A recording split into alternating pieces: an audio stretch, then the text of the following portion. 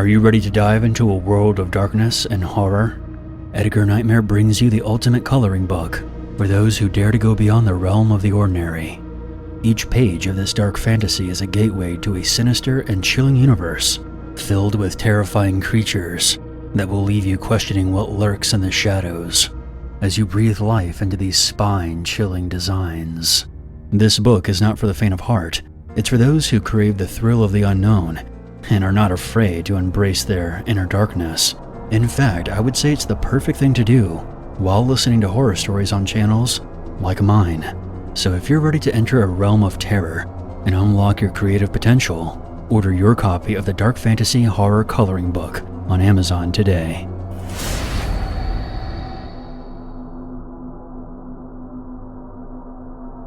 This experience happened during the winter of 2019.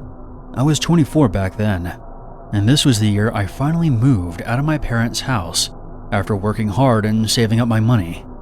I was able to find a 3-bedroom, 1-bathroom house about 20 minutes away from where my parents live. I was elated to finally have a place of my own. When I got home from work, it was just me, myself, and I, and on the weekends I could sleep in and get out of bed whenever I wanted to.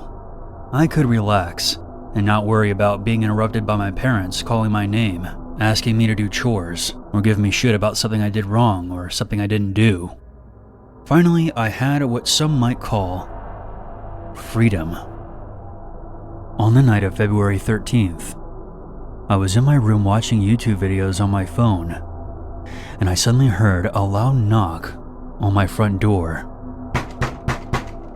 In general, I always got slightly nervous whenever a stranger would knock at the door, but it was around 11 p.m. at night, and the fact that someone was knocking at this hour was even more nerve-wracking. But I figured if I ignored them, they would take the hint and leave. I went back to watching YouTube videos. 5 minutes later, the knocking came again. I decided to look out of my bedroom window and saw a large man wearing a black trench coat standing there. My blood turned to ice. His appearance reminded me of Mr. X from Resident Evil 2. Yeah, no way in hell I'm opening the door for that guy. As I waited for him to go away, I heard the man trying to open the door. I was now in full panic mode. The door was locked, but this guy was not giving up. He began to kick the door over and over again. Instead of calling the police, like I should have, I got my pistol from the nightstand and loaded it. I made my way to the hallway where the front door was located. The man's arm came smashing through the small window on the door and reached down for the lock. I fired a shot, hitting him in the forearm. He didn't flinch in pain. He didn't grunt. He didn't make a sound. What the? After a momentary pause, he proceeded to unlock the door and made his way inside. I retreated up the stairs to my bedroom, taking aim at the doorway.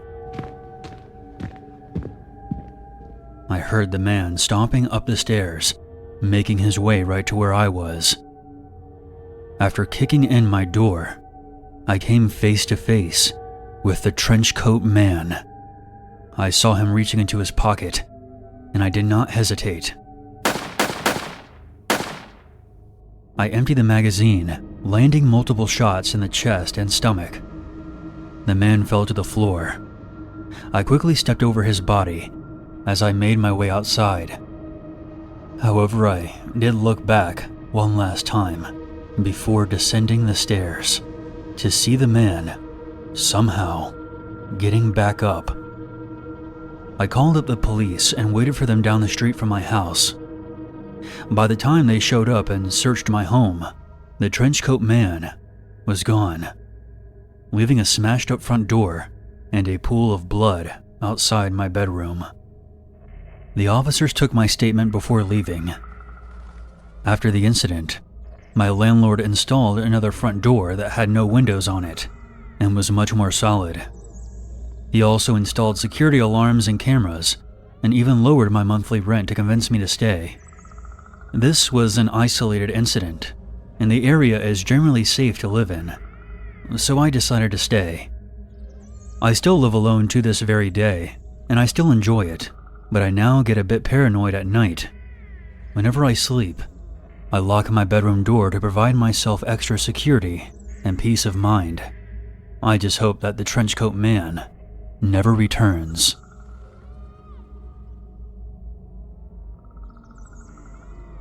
This happened to me in my sophomore year of high school.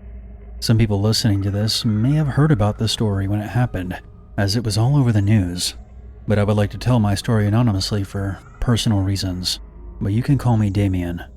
I was in my second period English class. I am in a special ed program, just throwing that out there for you to keep in mind for context. That day my teacher, Mr. Wade, had a scavenger hunt planned for us in the schoolyard. Mr. Wade is one of those teachers who I really enjoy being around and look forward to seeing every day. We all left the classroom to go to the front of the building. Mr. Wade then gave us a checklist of things to hunt for, and we all set out. So there I was with my friend Ellen, looking for what was listed. When out of the corner of my eye, I saw a black van parked near the schoolyard. There appeared to be somebody in the driver's seat, watching us. I then walked over to Mr. Wade and asked if the van belonged to any of the staff. "I don't think so. Let's go ask the front office ladies if they know anything about it." Once the front office claimed that they knew nothing about the black van, I began to feel uneasy. Mr. Wade then told the rest of the class to come back inside. I could tell he was also feeling a bit apprehensive. At this time, Mr. Wade was by the school's front entrance, ushering the rest of the students back inside. When I made a poor decision, I approached the van to get a better look. I then noticed that the van's driver's side door was now open. Before I knew it, somebody had a hold of me and was forcing me into the van. I yelled for Mr. Wade to come help me, but it was too late. I was shoved into the van, and I began shouting at the top of my lungs, "Let me go! Let me go!" The man who kidnapped me looked me dead in the eye and said, "Shut up, kid, and don't try anything. You keep yelling like that, and I'll have to kill you." I then shouted, "Mr. Wade, help me!" I was then knocked unconscious. A while later I woke up, still in the van. The kidnapper had duct taped my hands behind my back and my mouth shut. We seemed to be parked somewhere away from the school. "Ah, you're awake. You just sit there and be a good boy and don't make a sound. We're gonna go for a little drive soon. Everything will be fine." I can't describe how scared I was in that moment. My mind was racing, thinking about what this lunatic had planned for me. I can only remember brief flashes of what happened next. The driver's side window was shattered. I heard Mr. Wade's voice shouting. The van suddenly drove away, and the kidnapper became enraged, cursing up a storm. He eventually pulled over and exited the van, and that was the last I saw of him. To make a long story short, after the van left the school, with me inside of it, Mr. Wade immediately jumped into his own car and followed it to a parking lot a mile down the road. Once he saw it come to a stop, he snuck up to the driver's window and smashed it with a rock, hoping to take the kidnapper by surprise. However, he was able to pull away. For whatever reason, even though the kidnapper managed to escape Mr. Wade, he lost his nerve and abandoned me in the van on the side of the road. The police obviously got involved, and the man was arrested later that day. But if it wasn't for Mr. Wade, I probably wouldn't be here today telling this story. I want to forget about what happened, but this is something that you can never forget, no matter how hard you try. I just want everyone to be aware that there are evil people in this world that will strike when you least expect it. And if you see a sketchy vehicle parked somewhere it shouldn't be, for your own sake, don't approach it.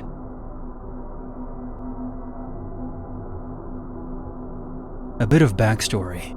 In August of 2012, my mother-in-law was out on her morning walk, the same route she had taken since 1988. She had just received the all-clear on her breast cancer, and things were looking up. However, during her walk that day, a driver on his way to church lost control of his truck, crashing into a speed limit sign before swerving into the sidewalk, then proceeded to hit my mother-in-law, dragging her 100 feet before he came to a stop.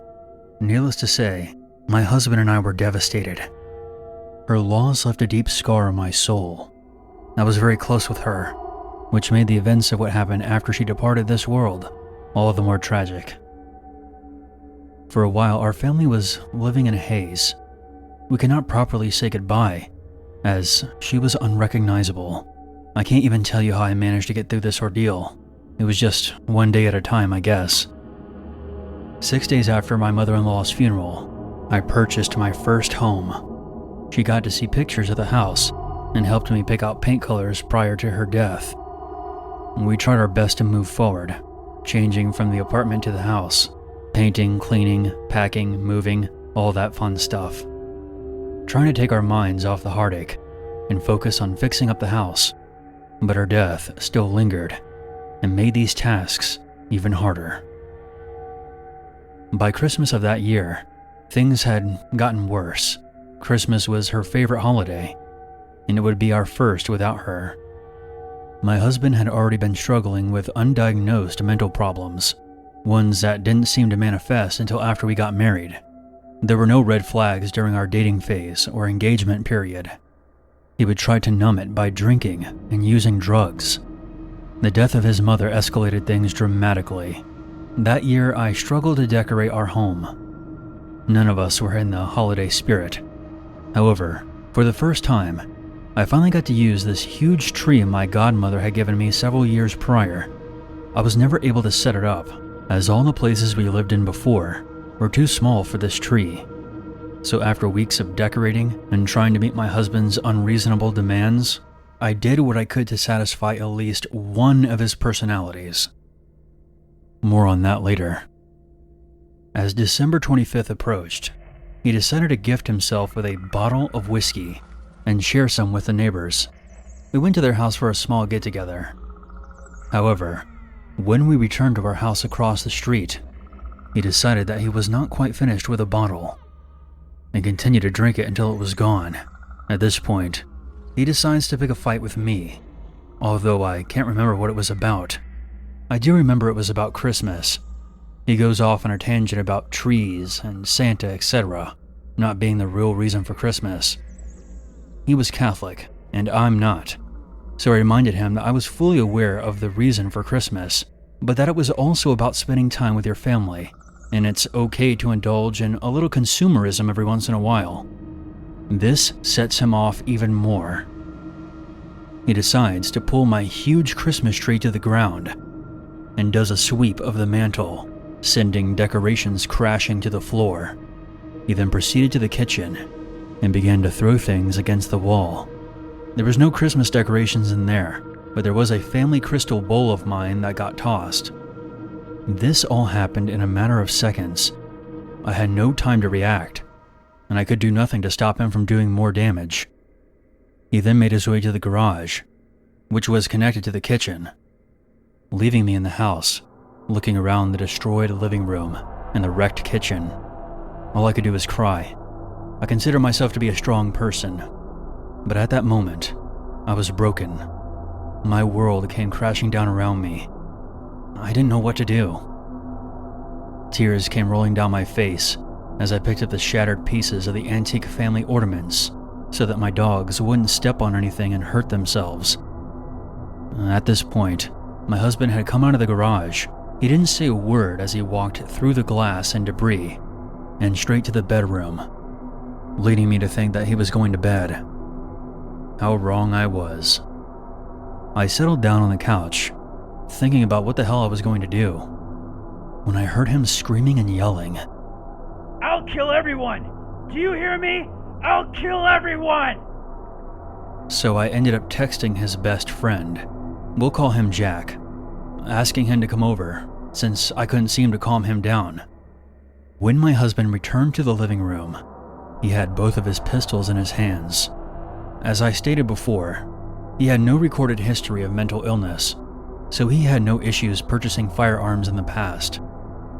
He sets one of his guns down and pulls me off the couch, throwing me to the ground. I don't want to go into too much detail about what happened next, but I want to make it clear that he did not threaten me with the weapons, but he did try to get me to end his life. I finally got my hands free and continued to cry, begging him to stop. He sets his guns down on the floor and walked back into the garage. I quickly scooped them up to hide them.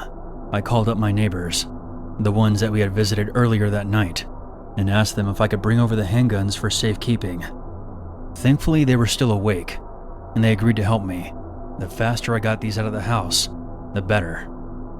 Once I dropped them off, my neighbor, we'll call her Susan, came back over with me to make sure I was okay.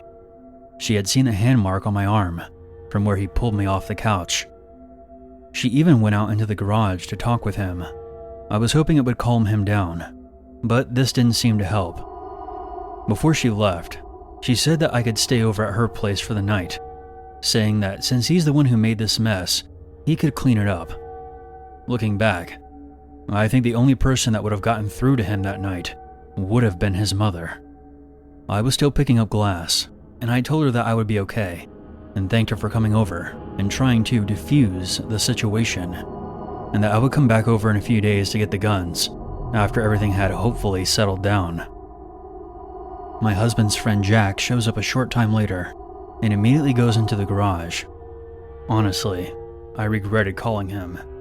I didn't know what my husband was doing in the garage, but he wasn't bothering me or destroying stuff around the house. After talking with Jack, he comes out and begins to yell and scream at me.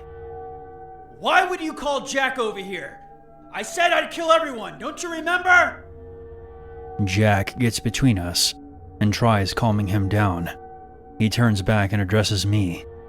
It's probably not a good idea for you to be here right now. At this point, I had had enough of his shit.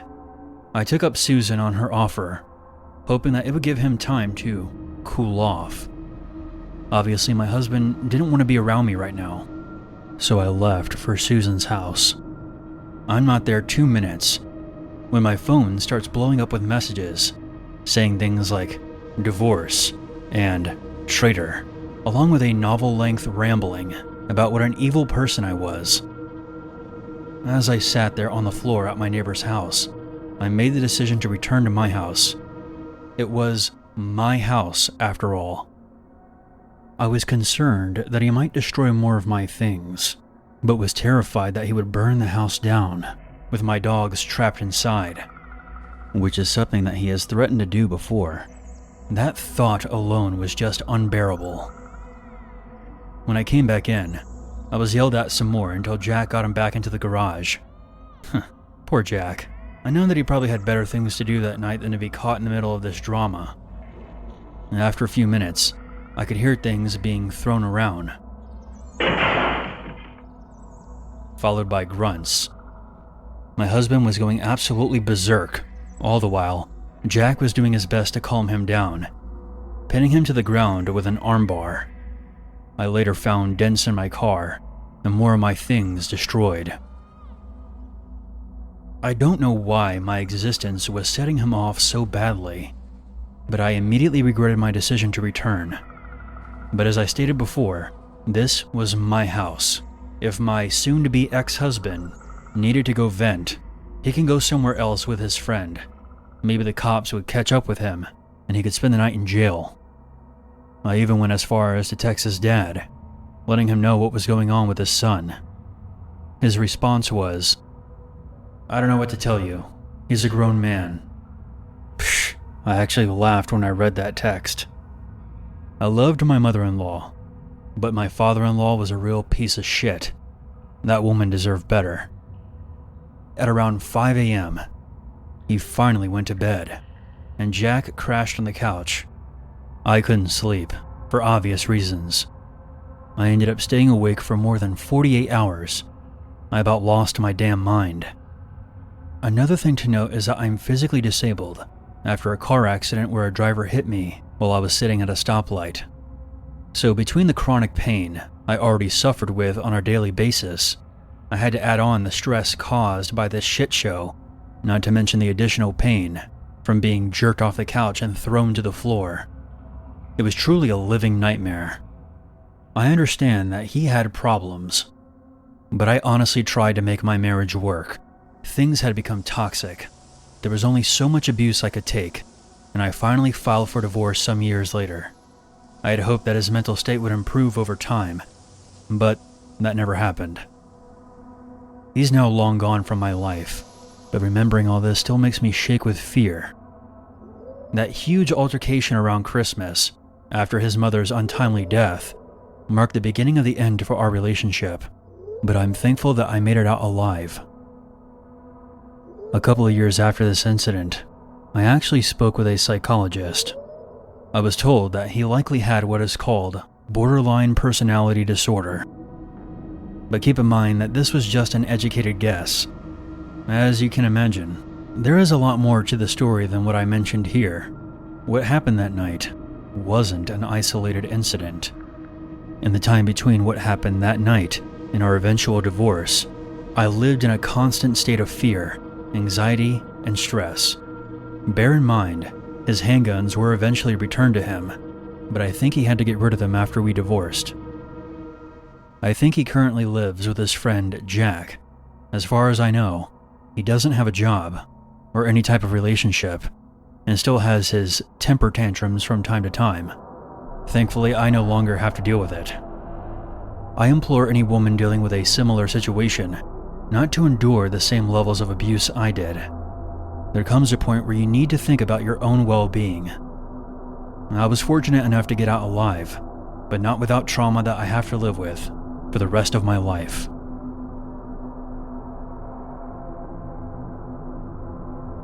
This incident happened in the spring of 2019. For some context, I'm a 23-year-old man. I have 2 brothers, and I come from a wealthy family. 4 years ago, we received a large inheritance from our grandfather. So my brothers and I decided to travel the world for 6 months. I booked multiple one-way flight tickets and 4-star hotels, including a trip to Martinique. It's a small island in the Caribbean and has a population of about 350,000 people. And I have 2 half-sisters, Anissa and Sabrina, who live there as well. On April 5th, 2019, it was time for me to head to Martinique. I would be staying at my sister's place during my 3-week stay. The first week there went well. My sisters showed me around the island and the beaches that were less populated by tourists. But the next week is where things took a turn for the worse. My sisters and I decided to go on a short getaway outside of the capital city and spend 2 days at a small secluded beach. We rented out a condo right on the shore. When we first arrived, everything was going great, but when nighttime rolled around, I decided to go on a walk just to get some alone time. I even went into the water for a night swim. While I was relaxing in the water, I felt somebody grab the back of my neck and dunk my head into the water. I tried to get away, but the person behind me was too strong. I couldn't break the hold. But I did manage to get my head above the water and yell for help. My 2 sisters came running out, and luckily, Sabrina had a pistol with her. As soon as she saw the man pushing my head back into the water again, she fired off a shot that hit him in the back. It wasn't fatal, but it got him off of me. Anissa helped me back onto the shore, while my assailant silently crawled out of the water. The police arrived a short time later, and the man was arrested. The scariest part is that even with a bullet in his back, the man didn't make a sound or say a single word. As he was being hoisted into the ambulance, his cold eyes never stopped staring at me. I never thought something like this would ever happen to me. The rest of my time in Martinique went well, but I was happy to leave that place. It turns out that Martinique is not a very safe island. Outside of the capital city, there are many cases of homicides, kidnappings, sexual assaults, and drugs. To this day, I still travel often, but I'm much more cautious now, and I make sure to do some research before I visit a country I've never been to before. This happened in April of 2018. I live in a major city in Texas. My apartment complex is gated and in a pretty good neighborhood, but the security isn't the best. Sometimes the gates are left open, and anyone can piggyback off someone else entering with an access code. Twice in the past 3 years, the management has put out notices of vehicle break-ins or other items being stolen off porches. We also have frequent door-to-door solicitors, even though there are signs forbidding it. So on this particular Friday, I went to bed around 2:30 a.m. For some odd reason, I was having trouble going to sleep. So I put on a podcast to listen to, and I eventually start dozing off. I heard a clicking sound. I thought it might have been the upstairs neighbors making some noise. I kind of zoned this out, as I'm used to my neighbors staying up late on the weekends. After about 30 seconds, I realized the noise is extremely repetitive and getting louder. I then began focusing on it more intently, trying to isolate what it could be and where it was coming from. Suddenly, it hits me. It's coming from the entrance to my apartment. I leapt out of bed and head for the foyer. I identify the noise right away. The lock mechanism is moving back and forth rapidly, as if somebody is trying to unlock the front door. I can hear that an object is being inserted into the lock, and the person is trying to jimmy it back and forth. I instinctively turned around, head to my bedside safe, unlock it with a combination, and pull out my .357 pistol, and loaded a 14-round magazine, and chambered it with a hollow point round. I then head back to the front door. As I exit my bedroom, I see the lock twist. I immediately aimed my gun, knowing that if somebody came through, I would have to make a split-second decision. I decided that if somebody comes through the door, I would give them a momentary chance to retreat, but if they did anything other than that, or enter aggressively, I'm going to shoot and ask questions later. The inside latch lock prevented them from entering. When I first moved in, I remember thinking that the latch lock was a good security measure, and I had gotten into the habit of always keeping it locked when I'm home. In hindsight, this decision saved me from a life or death confrontation. Upon realizing that, I approached the door and looked through the peephole. On the other side were 2 men and 1 woman. All 3 were wearing hoodies, and it was difficult to make out their faces. The men seemed to have objects in their hands, but I couldn't make out exactly what. The 2 men were talking back and forth, possibly trying to figure out why they couldn't open the door, even though they had successfully opened the outside lock. The woman was also talking very loudly. Anyone in the hallway would have been able to hear her voice. She was speaking in another language. The only words I could make out were, "Apartment 250. And she kept repeating that over and over again, like a broken record. Upon hearing that, I start to wonder for a moment if maybe they're just drunk and have the wrong apartment number. But that's impossible. To open the lock, you have to have a copy of my exact key or some kind of lock-picking device. I've never copied my key or given it to anyone. Here's another thing. Not only is 250 not my apartment number, that apartment number does not exist anywhere in the complex. Standing back from my door, I took a long broom handle and jabbed it hard into the surface of the door, letting them know that I'm on the other side. They immediately stopped playing around with the lock and took off running. I debated whether or not to call 911 and decided against it, unless they came back. I knew that they're going to be long gone by the time anyone gets here, and it would have been too risky to try and follow them to get a better description or a license plate. I didn't have enough identifying information. I filed a police report the next day and gave my apartment manager a heads up. They said it was unusual, but they would alert the resource officer and asked for a police presence for the next couple of nights. Nothing ever came of the report, but that wasn't a surprise to me. Nobody else in the apartment has ever reported anything similar happening. One precaution I took was to replace the latch with a smart lock, so it could always be locked from the inside, even when I'm not home. It's crazy to think that a latch was the only thing preventing an armed confrontation between myself and the intruders. They say you don't really know what you'll do in situations like this until it actually happens. If one good thing came out of this, I feel confident that I responded in the right way and was ready for the unthinkable.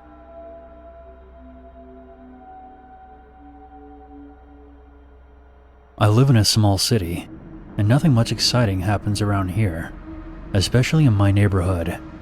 It's pretty rare to even see a car pass by after 10 p.m. I am a 21-year-old male, and I spend most nights playing video games or reading. I rent a 2-bedroom apartment under my parents' house with my sister and her 3-year-old son. She doesn't stay home most nights, and my dad works 2 hours away from home, so generally, I'm alone from 8 p.m. to 6 a.m. The street I live on gets really dark, and my house is the last one on this end. From my house to the crossroad is about the distance of a football field. The first time I saw the flashlight guy was about a month and a half ago. As I said before, the neighborhood shuts down by 10, so it seemed odd when I went out for a smoke and saw a man dressed in all black with his hood pulled up walking down my street. But I brushed it off as I finished my cigarette and went back inside. I went to my bedroom and began reading a book. 15 minutes later, I see a flashlight beam sweep through my windows. I should mention that one whole wall of my bedroom is all windows. At this point, I was pretty unnerved, so I put down my book and went to go check things out. I didn't see anything at first, so I chalked it up to me being paranoid and sat back down. But it wasn't long before it happened again. By now, I knew that something was wrong, and I had a really bad feeling in my stomach.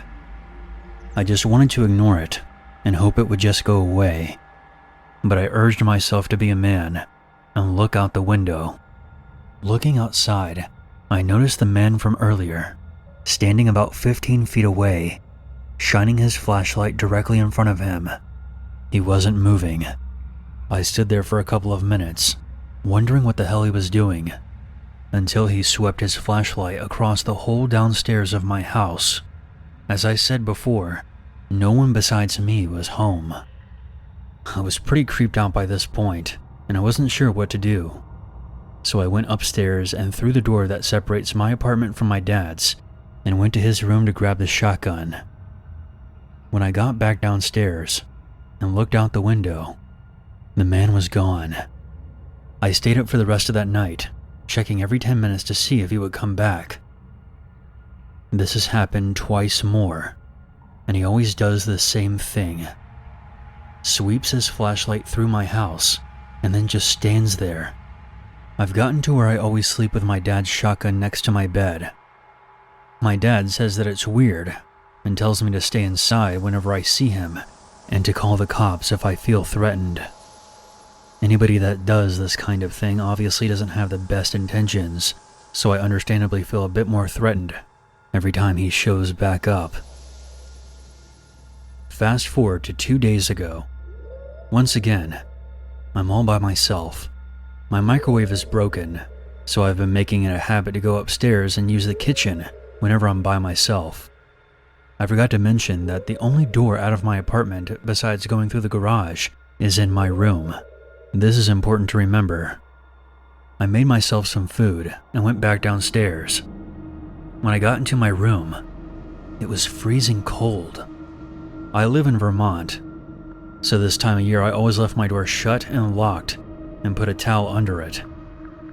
I used the garage to go in and out of the house because as soon as I opened my door, all the heat escapes my room. I always keep the heat cranked all winter because my room is the coldest in the entire house. When I looked at my thermostat, it was shut off. I turned it back up, and I was really unnerved because I had just turned it up about an hour ago. As I said before, I never turn it off because of how cold my room gets. I felt a breeze on my back, and I turned around to see my door partially opened. I quickly close and lock it, but not before I peeked outside, and sure enough, I saw the flashlight guy's light go out as he turns the corner at the end of my street. The next day I told one of my neighbors about what happened, and they told me just a couple of weeks prior, a woman that lives in the same neighborhood was alone, watching TV with her daughter, when someone broke in. I guess they heard the intruder coming through the door and locked themselves in their bathroom and called the cops. Whoever broke in must have taken off when he heard the sirens, because when the police got there, the back door was wide open and nobody was in the house. I don't know who this flashlight guy is, or what the hell he went into my bedroom for, but at this point, as you can imagine, it's got me on edge. Since the other night, nothing more has happened. I've been keeping a light on outside, and a couple more throughout the house during nights, so it doesn't look like I'm the only one here at night from now on.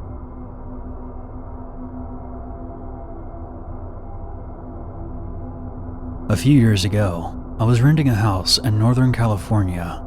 The neighborhood was just outside the suburbs. It seemed like the perfect balance of having space and having nice neighbors close enough not to feel isolated. The area had no streetlights, so it was very dark at night, especially when there were clouds blocking the moonlight. I got home from work one day in midwinter. It was a cloudy night, so pulling up to my house, I saw only what my headlights and front porch light illuminated. When I exited my car, I caught the faint whiff of cigarette smoke. That was odd, but I didn't see anybody outside, so I ignored it and went in. I just got off my shift with a few hours overtime, so I felt pretty tired. Even though it wasn't even 7 o'clock yet, I decided to take a shower and call it a night. I woke up sometime later. I was sure that I heard a noise inside of my house. I wasn't worried right away, because my friend would sometimes stop by to use my shower after work. I even gave him a spare key. However, he would always text me beforehand, and I hadn't heard my phone go off. I reached over to my bedside table to see if my friend had sent me a text. The bright light from my phone's screen blinded me. These were the days before phones had light sensors that would dim the screen in the dark, and this particular phone was so bright that I could use it as a flashlight. I squinted my eyes and could make out that it was 9-something in the morning, but I couldn't tell if I had an unread message in my inbox or not. I set down my phone and called out my friend's name. There was a couple of seconds of silence, followed by a loud footfall as someone started moving through the bottom floor of my house. I leapt out of bed and ran to the closet. They were already up the stairs by the time I opened the door and stepped inside. The house had 3 rooms upstairs, the bedroom that I was in, and a spare, with a bathroom at the end. The bedroom doors were both closed, but the bathroom door was cracked open. I heard whoever was in my house thunder down the hallway past my door and into the bathroom. That gave me enough time to open the attic access in my ceiling and hoist myself inside. I had just started to lift myself up when the person came barging out of the bathroom. My feet were barely inside the attic when my bedroom door flew open. I heard the footsteps run into my room and then stop. When they didn't see me in that room, they ran back to the hallway and into the other room, which had boxes stacked in the corner, some weights, and a table where I painted my miniature models. I guess they decided that if someone was hiding, it would be in the first bedroom, because I charged back into my room and turned on the light. A moment later, the closet door was ripped open. I was crouched in my attic, just a foot or so away from the access, so I could try to stop them if they began to climb up. From my vantage point, I could see from about their knees down. They were wearing a dirty pair of blue jeans with frayed cuffs and worn-out work boots. After a few seconds of looking around my closet, they stepped away, and I heard a loud crash come from my room, followed by a scream of frustration. The scream was the most unnerving part of the incident for me. It reminded me too much of my stepfather, who would shout in a similar way whenever he lost his temper. He would eventually be committed to a mental hospital. The man inside of my house ran back down the stairs. I heard crashes and clatters as things were thrown around and furniture was knocked over. I stayed hidden in the attic. I left my cell phone by my bed when I ran for the closet. I wasn't certain if I could climb down without him hearing. After some time, the noises stopped. I started counting slowly. When I reached 1,000, I decided it was safe enough to climb down and call the cops. The first thing I noticed when I exited the closet was the intruder had flipped over my bed, I assume in some attempt to find me. I couldn't find my cell phone, so I used my landline to call the cops. I waited in my room until I heard them call out from downstairs. The first floor was a mess, but that was something I expected. Chairs had been knocked over, the sofa had been flipped, all the books, pictures, and knickknacks I had on my shelves were strewn across the floor. The cupboards in the kitchen had been opened, and all the boxes and cans had been thrown to the ground. As far as I could tell though, the only thing that was missing was a single knife out of the wooden block in my kitchen. The police checked my house from top to bottom. They found out that the side door had been forced open by a crowbar. They also found a few cigarette butts along the fence line, along with some foil and an empty pen tube, which the police said people often use to smoke meth. So whoever it was had been watching my house for a while. I realized that he must have been smoking a cigarette when I got home. They collected up the evidence and told me that I should stay with friends and family for the rest of that night and get the door fixed as soon as possible. I opted to just not sleep and moved a shelf over to block the broken door and spent the next few hours cleaning things up. I would often go to the window with a flashlight and shine it along the fence where the police had found the cigarette butts, but I never saw anything. The next day I called to have the door fixed and motion lights installed at the back and sides of my house. I ran a phone cable into the attic and added a landline. I never wanted to be stuck up there without a phone again. I lived there for another 3 years without incident. One more precaution I took was practicing getting out of my bed, going to my closet, and climbing into the attic as quickly and quietly as possible. I even kept at it when I moved, except now I go to a crawl space in the back of my closet. I try not to think about what would have happened if I had been just a bit slower, or if he hadn't gone into the bathroom before making his way to my bedroom.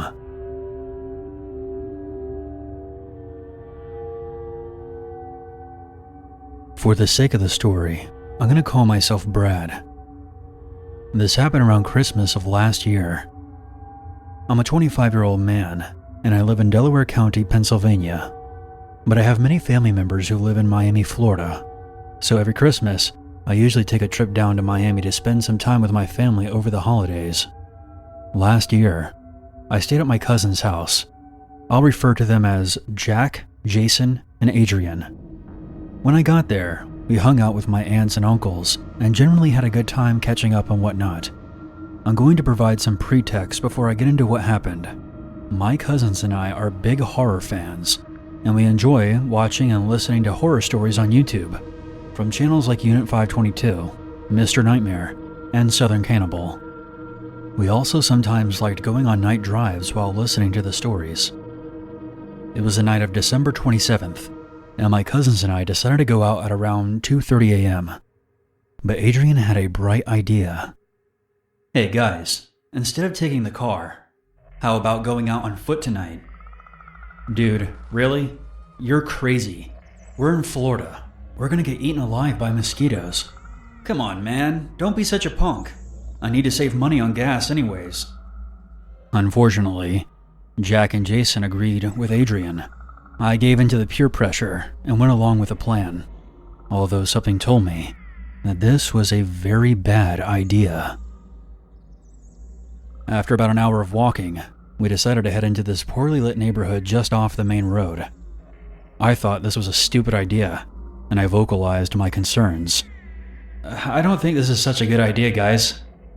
Adrian, being the big tough guy he is, responded with, "What's with you tonight, Brad?" He then flexed his bicep. "Do you see this? If anyone messes with us, I'll put them through a windshield. Now stop being such a crybaby and come on. Everything will be fine." So, with that, we walked into the neighborhood. About half of the streetlights were out, and the ones that still worked were flickering or were on the verge of blowing out. After a while, we saw a bench and decided to sit down and take a short break. About 30 minutes later, we heard gunshots in the distance. They sounded like they could be automatic weapons. We all stood up and looked toward the neighborhood entrance. An SUV came speeding into the neighborhood. "What the hell?" Adrian shouted. "I told you this was a bad idea. We need to get the hell out of here." But before we could flee, the SUV was already upon us. It looked like a black, late-model Dodge Durango. We all backed away as a man wearing a ski mask got out of the passenger seat and pointed a pistol at us.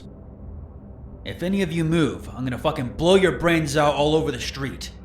Hand over your wallets, now." My cousins were all frozen, but I quickly took my wallet out and gave the masked man the $50 I had on me. My cousins then handed over what they had as well, all while being screamed at and having a gun pointed at their faces. When he had all the money, he then said something that made my heart stop. "All of you are taking a little ride with us tonight. Now get in the fucking car." My cousins and I all looked at each other, not saying anything. We all knew that we were going to die that night. But by pure luck, the driver said, "Hey, we're not taking anyone tonight. Let's go." "Well, boys, it's your lucky night, I guess." He ran to the SUV, and they sped away into the darkness. And just like that, it was all over. We were all pretty shaken up about what just happened. When you go walking around Miami at night, you know that you're taking a risk, but that still does a little to mitigate the trauma. After collecting ourselves, we decided to get the hell out of there. We didn't bother calling the police, because we couldn't give a physical description, and the Durango didn't have any visible license plate I would have remembered. So there wouldn't be much that they could have done. We also didn't tell our family because, while they would have felt bad for us, they would have given a shit about being stupid enough to go out on foot at 2 a.m. They would have been right, but still, we didn't want to hear it. We still go out at night sometimes whenever we get together, but we always take the car now. Adrian realized that he was not as tough as he liked to believe himself to be. My advice to anyone listening: you may think you're a big tough guy, but it doesn't matter how big your biceps are. When a maniac points a gun at you, shit can go south real quick.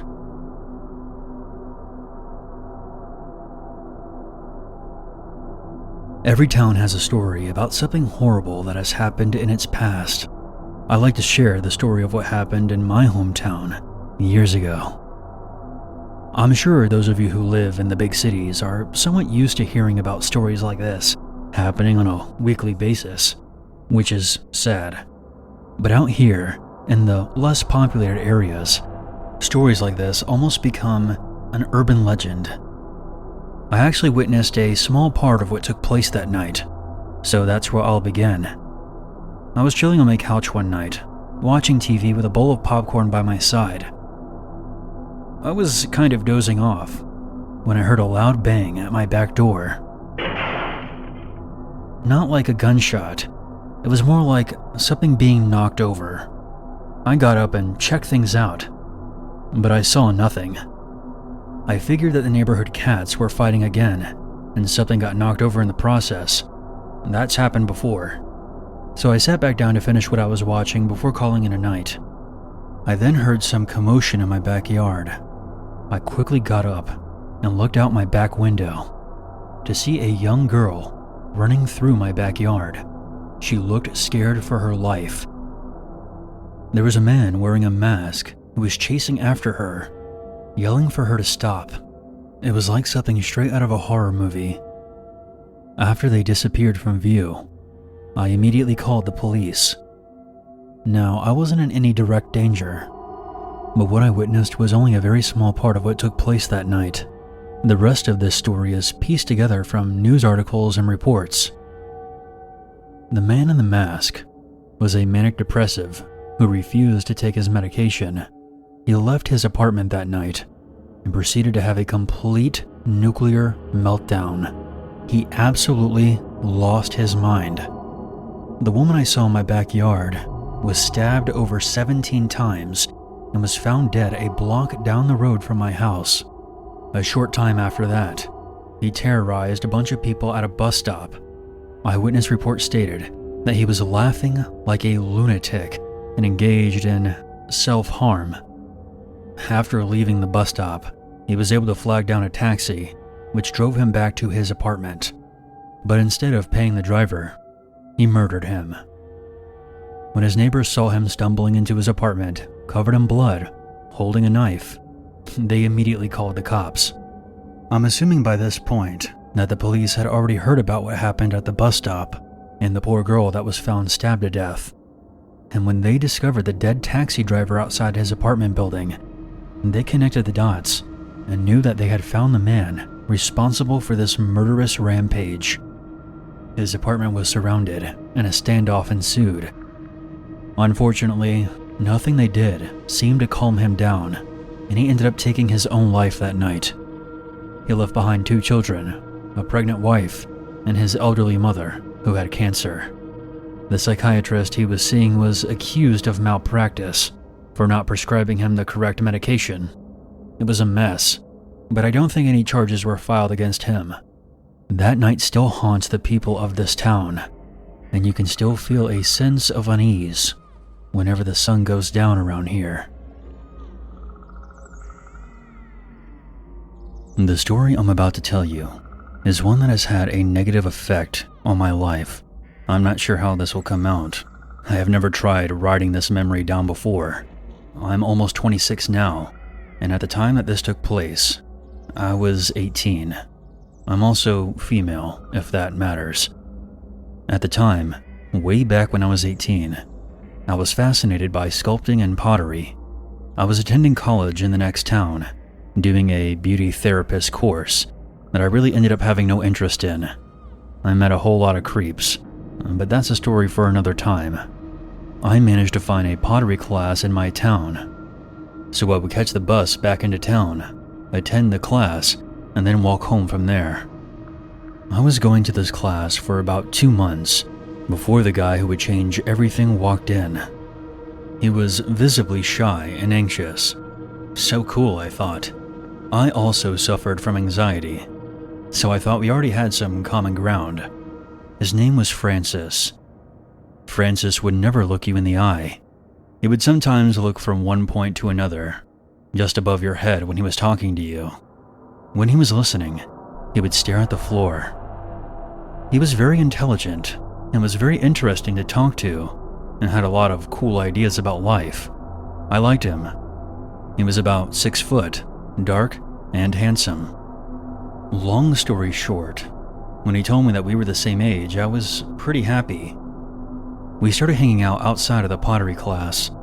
I even went to his house a couple of times and met his parents and sister. His sister was a lot younger than him. I don't remember how old exactly. His mom was Polish, but spoke excellent English. His dad reminded me of Carlisle Cullen. By the way his look made me shiver. There was a coldness behind his eyes that would eventually phase out and ended up looking like pure hatred. By this point, we had become an item. His parents were delighted and immediately began discussing marriage, and that kind of creeped me out. It wasn't even in a joking manner, like parents sometimes do to embarrass you. They made it sound like I had entered a contract. My first real red flag was how intense Francis became. Only after the first couple of days we became boyfriend and girlfriend. He would handwrite me poems, ranging from 3 to 6 pages in length. And in all honesty, it was some of the best poetry I had ever read. My favorite being, "Dive for Dreams." It turns out he plagiarized that from E.E. Cummings, word for word. I thought he was joking, or wanted to impress me, but couldn't write himself, so I ignored the compulsive lying regarding his poetry. Then the onslaught of calls and texts began. I would silence my phone during class, and when I checked it at any point in the day, I would have a terrifying number of missed calls, sometimes in the hundreds, not joking, and messages that were so long, I didn't even finish most of them. They were all ramblings of how his love for me surpassed his own will to live. I was his heir and reason, and he would do anything for me. Again, this was only days into our relationship. I should have been seriously put off, right? But this is where I felt sorry for him. I did what you should never do and ignored my gut instinct. He was pretty isolated apart from his own family and me. He had no other friends. I just thought he was attention-starved and it would level out in time. This is where things spiraled out of control. Shortly after my birthday, Francis had settled down with the calls and texts, but I still got quarter-hourly calls, sometimes even during the night. Now, bearing in mind, we hadn't done anything at this point, other than kissing. At the time, I had a really big thing about not feeling ready to go further with him, and I didn't ignore that. We had sent a couple of pictures to each other. Never do this, by the way. It never ends well. And his mom found them. Well, no. To be specific, he showed them to her. His mom went ballistic. One morning I checked my phone before leaving for class, and apart from the usual missed calls from Francis, I had 14 from his mom. Weird. So I hit redial. She immediately informed me that she had spoken to a lawyer and was going to ruin my life. I could almost hear her spitting as she screamed into the phone at me, calling me names, and at one point threatening my entire family. I was stumped. It was a massive overreaction to a couple of topless photos and some cringy, dirty talk. I was pretty freaked out though. This was when she said it, and my stomach almost fell out of me. "He's 13, you pedophile. I am going to ruin your life." She had gone along with him being 18. Why would somebody hope her own son lie about his age? He looked, behaved, and spoke like somebody my age. She twisted a bunch of evidence together out of the messages and pictures and claimed that she was going to go to the police with it. I was an adult, and where I live, you can get charged for something like this and do some serious time. But they were clever about it, almost as if they had planned this all along. Because I had absolutely no evidence other than my word of them saying that he was in fact my age.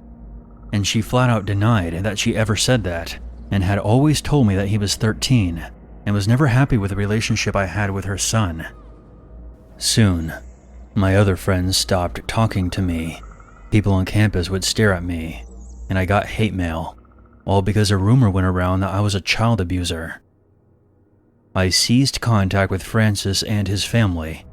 They eventually said that they would not go to the police, only because they had accidentally deleted the evidence. I was too scared to tell anyone. She was so descriptive to me over the phone about how she would ruin my life, and would also destroy my family's lives as well. I just hoped it would go away. Soon after that, I quit college, and I didn't go out much.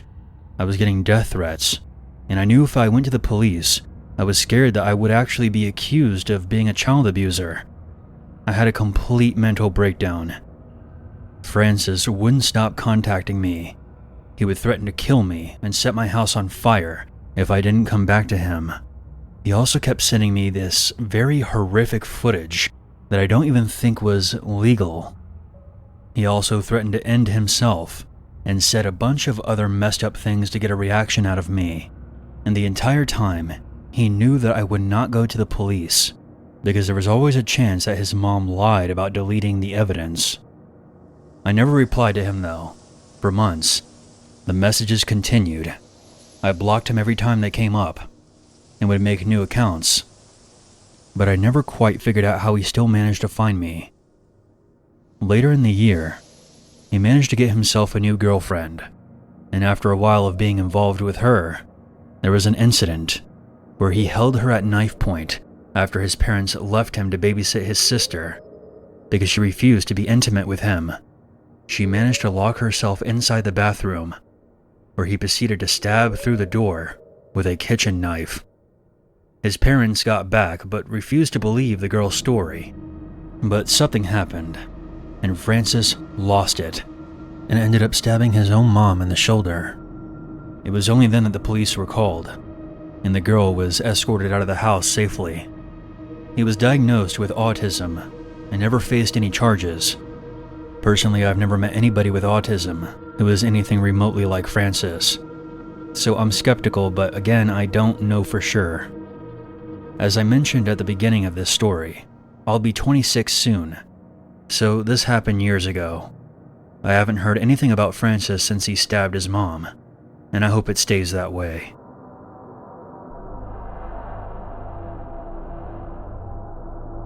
This experience happened to my roommates and I in our second year of university. The city we went to school in was considered a very safe university town. The most we ever heard of happening was drunk morons doing typical drunk moron things. This was also the first time we were living on our own. First-year residents are nice, but it's typically an extended summer camp, rather than a typical living situation. The four of us girls lived in a nice town home. We never had a creepy vibe or a weird neighbor in the time that we lived there.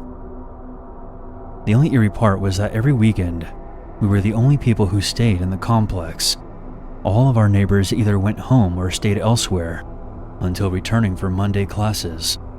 This was never something we had given a second thought to, considering this was fairly normal for college students, especially because our complex was only made up of 4 other townhomes. The property was surrounded by walking trails and farmland, which we loved. It was like our quiet spot away from the chaos of the college life.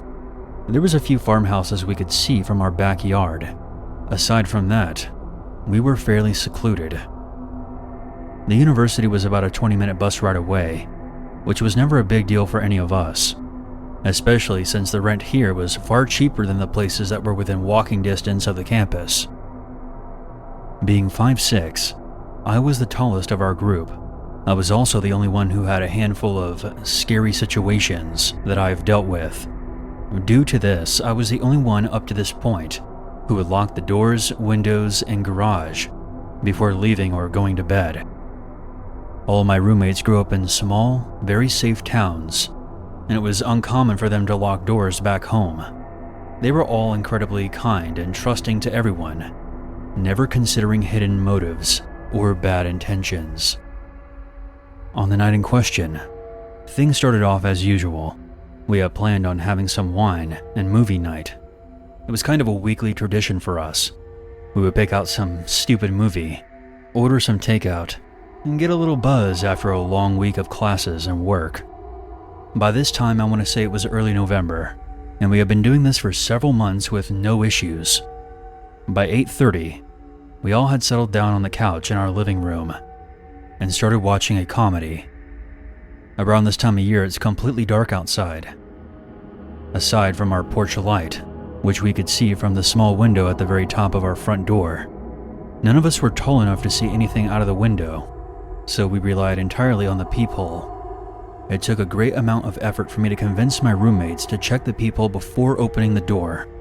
This was a talk we had after one of our roommates had opened the door for some drunk neighbor's friend who threw up all over our main floor. Not long after ordering takeout, we heard a bang on our front door. My friend Jess made a joke about how the delivery guy must have taken a helicopter to get here so fast, especially considering the place we ordered from was very close to campus. It was not a typical delivery guy's knock either. But between the few glasses of wine we had and the carefree attitude of the night, we didn't really pay it too much mind. It was my roommate's turn to pay this week. I'll call her Meg for the sake of this story. Out of our group, she is the smallest, barely 5 foot. She is also the most naive and trusting person I think I've ever met. She ran up to her room to grab her wallet. This took almost 30 seconds. During this short amount of time, the banging continued and was getting more and more aggressive. I figured maybe it was cold, or this guy had other shit to do, so we yelled at her to hurry up. The banging continued, getting louder and louder. I began to feel uneasy. When she came down, I told her to check before opening the door, as she's usually the one that just opens up. She got to the door and looked through the peephole. She could barely reach it on a good day, so when she couldn't see anything on the other side, my roommate got up to help. Her name is Jess, and she's a very funny person. There are very few things that she would not turn into a joke. When Jess got to the door and looked out the peephole, the person on the other side was still banging away. She then turned to me, and I knew that something was wrong. She looked very confused, something that I had rarely ever seen from her. She then took another look. This time her face was not confused. She looked frightened. This made my stomach knot up. She's a horror film fanatic, and she doesn't scare easy. I think somebody is covering up the peephole. At this point, I got up and looked out the hole. And yes, somebody was definitely covering it. I could still see the porch light shining through the window at the top, so we knew that this was not a case of it being too dark. By now, our other roommate, who I will call Annie, had made her way down the hallway trying to find out what was going on. She was easily the drunkest out of all of us, but even when she was sober, she seemed to think that she was invincible. "What's the problem? Open the door. The poor guy has his hands full." Jess and I explained what was going on. At this point, all of us, aside from Annie, had a gut feeling that something was wrong. This is when Jess asked Meg to check our order status on the website. This is when she realized that she had not placed the order. I guess we could not handle our alcohol as well as we thought. She had selected our food but didn't finish the last step. The banging continued as our situation started to sink in. Annie didn't seem to grasp what was happening and tried to unlock the door. "Stop!" I snapped at her. Immediately I knew it was too loud. For the first time, the person on the other side of the door spoke up. "This is the police. Open up now. We have a few questions to ask you." This sobered me up right away. I looked over at Meg, who was already welling up, and then at Jess, who had gone completely pale. By this time, Annie had also realized that something wasn't right and froze up, which was the best thing Annie could have done. The banging was now getting louder, to the point where we could see the door shaking with each hit. Meg took Annie upstairs, trying to calm each other down, and to check if there was a police car parked outside, and to ensure that all the windows were locked. "Show me your badge, and then we'll open the door." Instead of a response, the guy then started to kick the door. I told Jess to call the police and ask the officer if they had been dispatched to our address. Jess was shaking so badly at this point, it was hard for her to dial the numbers. Meg had come back down the stairs and informed us that there was no police car parked outside. Annie trailed behind her, trying to get a good look outside the window at the top of the door. At that moment, my blood ran cold. The man at the back door said, "We," and not "I." Jess had come to the same realization, and she sprinted to our back door, which was a large sliding glass door. She double-checked that it was locked. Thankfully, it was. She drew the curtains as well, trying to minimize the chance of them seeing inside. Within a minute, the knocking started at our back door as well. Thank God she had closed the curtains, because the idea of seeing whoever was doing this to us still gives me the creeps. "Take your hand off the peephole and show me your badge," I said again, trying to sound as intimidating as a young college girl could. We were met with silence, which was worse than the banging. "What is your badge number at least? Prove to us that you are police," I said, trying to keep my voice from shaking. The only response I got back was, "I can't do that." Jess had handed off her phone to Meg, who was sobbing at this point, trying to talk to the dispatcher. The banging was now coming from both sides of our house.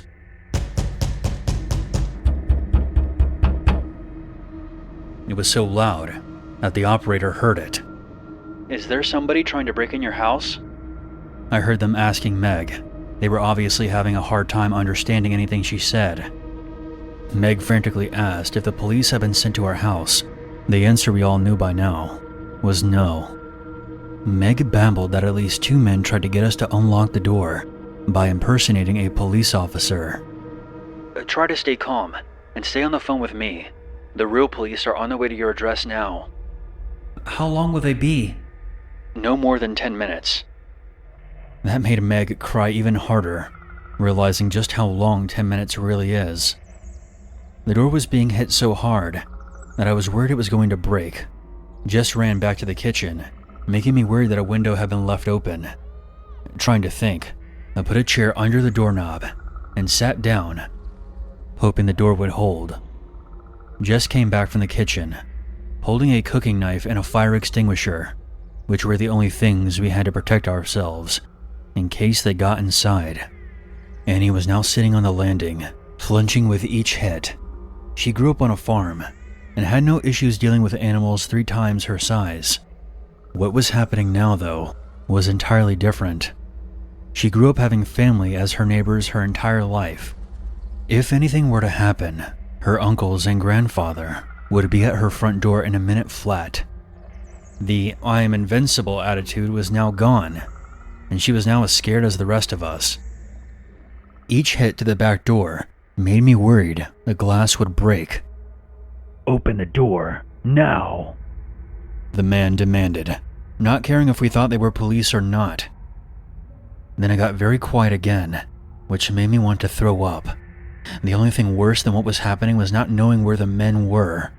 The idea of both of them moving to the back door made me absolutely terrified. If they really wanted to, they could smash through that plate glass. Instead, the knocking at the back door had ceased entirely. Within seconds of that, the front door started being hit again. Trying to wrap my mind around why they would leave the easiest entry for a heavy wooden door, I realized that the back door was visible to the main road. Whether they had seen a car or heard us talking to the police, they were smart enough to not want to be seen by anyone. Jess then said something that I hadn't thought of. "I don't think they want to rob us. There are so many houses that are empty. Why would they come to the only house with the lights on?" My whole body went cold. I didn't have an answer. All I could say was, "Shit, you're right." Meg clearly felt the same way, because at this point, she was practically hyperventilating. The 3 of us stayed quiet for a minute, awful scenarios running through our minds. Annie moved back at the last few steps and out of sight. The operator, who we had forgotten was on speakerphone, practically made me jump out of my skin. They must have heard how terrified we were and tried to calm us down. "The police are 2 minutes away. You should be able to see them very soon. Stay on the phone with me so I can confirm that they're outside." The men outside were starting to become desperate. The sound of glass shattering had me turning to the back door, fully expecting to go into offense, but the door was still intact. Instead, our porch light had been taken out, which put 2 and 2 together for me, understanding that they had destroyed the only thing that would help us identify them. "You little whores." It was a voice we hadn't heard before. It must have been whoever was at the back door. His words were full of hate and venom. It scared me much more than the banging. It didn't feel like the first man we heard. It was much worse. He seemed so calm, intent on whatever his goal was. Up until this point, I could have convinced myself that they wanted our valuables, but this voice made me understand what they really wanted. To this day, I've never heard a voice come close to that level of malice. It sounded like he wanted to inflict harm on us, and if he gained entry into our house, I knew that's exactly what he was going to do. I looked over at Meg. I know how terrified I must have looked. Until now, I had done a half-decent job hiding my fear, but that voice I heard ruined my ability to stay stone-faced. Meg looked like a scared little girl, and that made me panic. If they got inside, there was nothing I would have been able to do to stop them. We would have been at the mercy of the monsters outside. It became so quiet that it sounded like a shotgun had gone off when Annie ran back down the stairs. "I hear the sirens outside. They're coming down the road now," she said in a hushed voice, hoping that the men outside wouldn't hear her. I think she was so scared that she didn't realize that the men would have been able to hear the sirens as well. The same man we heard before spoke again, in that same awful, calm voice. He read aloud a letter that was addressed to the 4 of us, that our neighbor must have put in our mailbox. She mentioned something about a potluck happening the next week. None of us thought to check the mailbox after we talked to her in the driveway this morning. "Jess, Meg, and Annie. I'll be seeing you girls soon. Then we'll have some fun." I felt tears rolling down my face. I hadn't realized that I started crying. I knew he meant what he said. I tried to pull my mind out of the dark pit it was in, waiting and praying that the police would come and arrest them, hoping that they would never get a chance to come back. None of us dared to speak. I was worried that we wouldn't hear them if they moved to another point of entry. Instead, the silence persisted for what felt like a lifetime. The dispatcher was the first to speak again, telling us that the police were outside and told us to stay in the house until they knocked on the door. They stayed on the phone with us for several more minutes while the police searched around the area. Finally, the real police showed their badge to the peephole before even knocking, trying not to scare us. The dispatcher told us that we had done well and that we were in good hands now. We opened the door and were met by 2 kind-looking older police officers who we let in. Glass shards covered our front porch. It looked like our light had been ripped out of the wall and smashed to the ground. There were several police cars out front of our previously quiet home. All the headlights were shining down the street toward the walking trail. We gave our statement to the officers. They asked us to describe the night's events in detail and if we could provide a physical description. And we explained how the peephole had been covered and the porch light had been smashed before we could get a look at them. They advised us to speak to our landlord about installing security cameras. Then the older officer closed his pad and looked up at us. What he said made me understand how much danger we had been in. Look, if any of you were my daughters, I would have wanted the officer to tell her this. If you guys can get out of your lease, then do it. They all know where you live, and they also know our response time, especially after he told you that he would be back. They asked us if we had heard a vehicle at any point, and that was something that I had not considered. None of us heard any kind of engine sounds until the police were there. Meg and Annie had seen no cars on the street at all. So this meant that they had come from the walking path, which would explain how they left without passing by the police. The older officer had a look that told me he had an idea of what was going on. It was almost a sad expression. I knew that he had seen this type of situation before. I tried probing him for an explanation, but he only told us that there had been an issue years ago, but did not elaborate beyond that. We'll have a cruiser parked in the driveway, as well as an unmarked car around back. They won't have the chance to try this again. Tonight.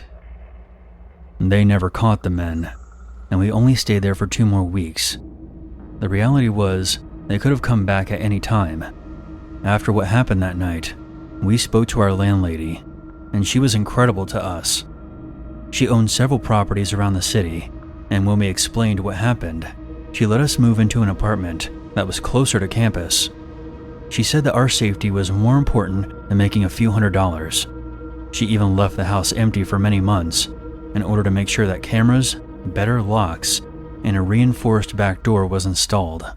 Thankfully, we were able to enjoy our new apartment without worrying about anything. Make sure you lock your doors and always check who's there before opening up.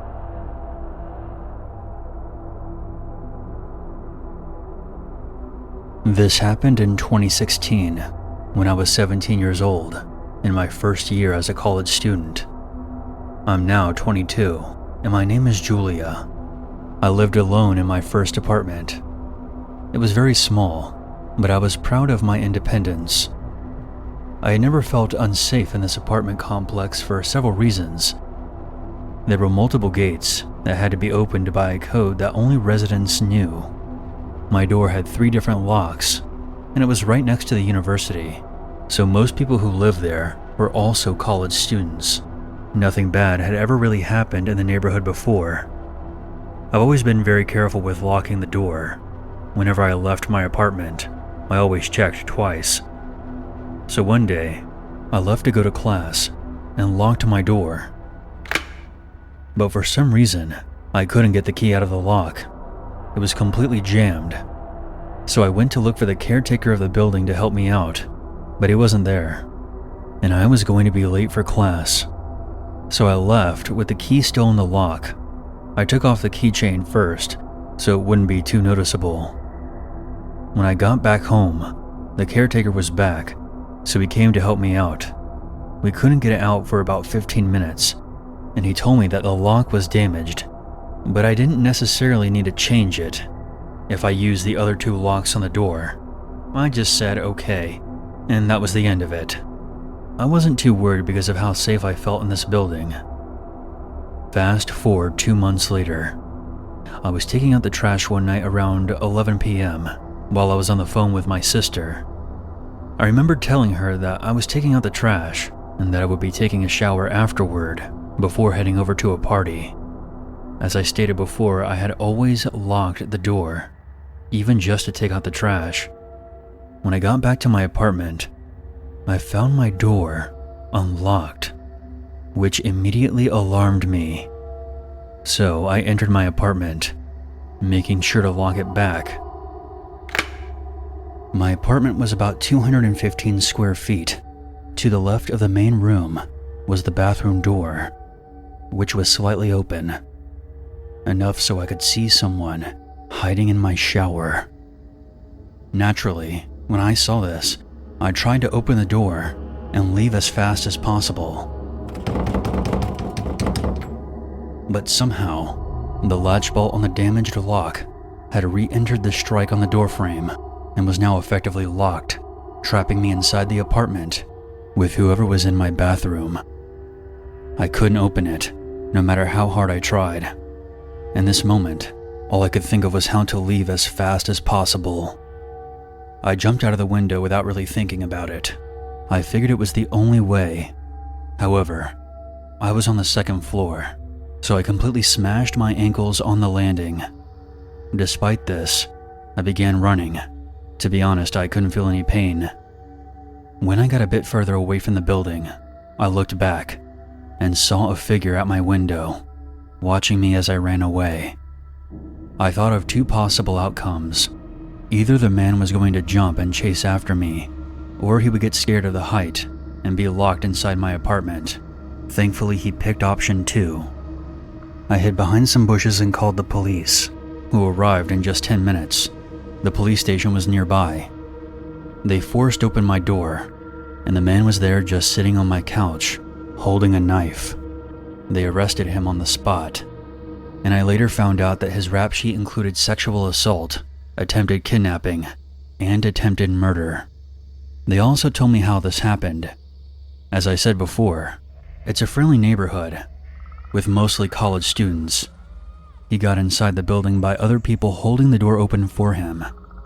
He then overheard me telling my sister on the phone that I was going to take a shower. He then crocheted my lock while I was taking out the trash and waited for me in the bathroom. I don't live there anymore, but after that, to get into the building, we all needed identification, proving that we lived there. Thankfully, nothing like that has happened in that neighborhood since.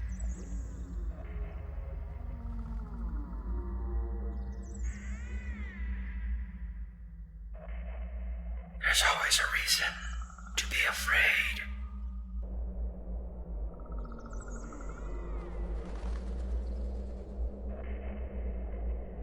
My name is Sophia. This story happened to me in 2015 when I was 13 years old. At the time, I was living in Italy with my father, my sister, and my brother. Unfortunately, my mother left us when I was little because of severe mental issues.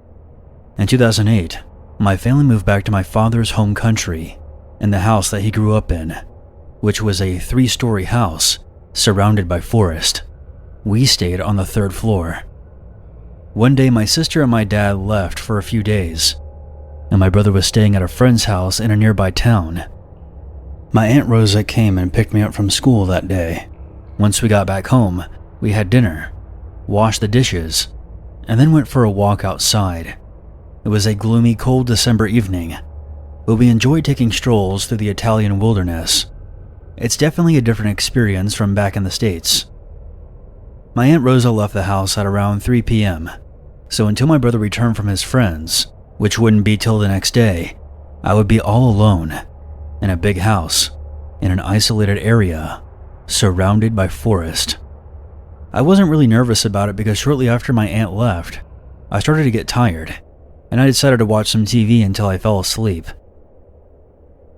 As I was falling asleep, I began to hear a noise. It sounded like a drill. So I got up and walked to my father's bedroom window, where the sound seemed to be coming from. Once I was at the window, I looked down and saw 2 men dressed in black. One of them was drilling on the window bars on the 2nd floor, directly below my dad's window. At first, I thought maybe my dad had hired someone to work on the house. I was only 13 at the time, and it took me a while to realize that these were the bad guys. After I realized that they weren't dressed like workers, and my dad didn't tell me about any kind of remodeling being done, I started to panic.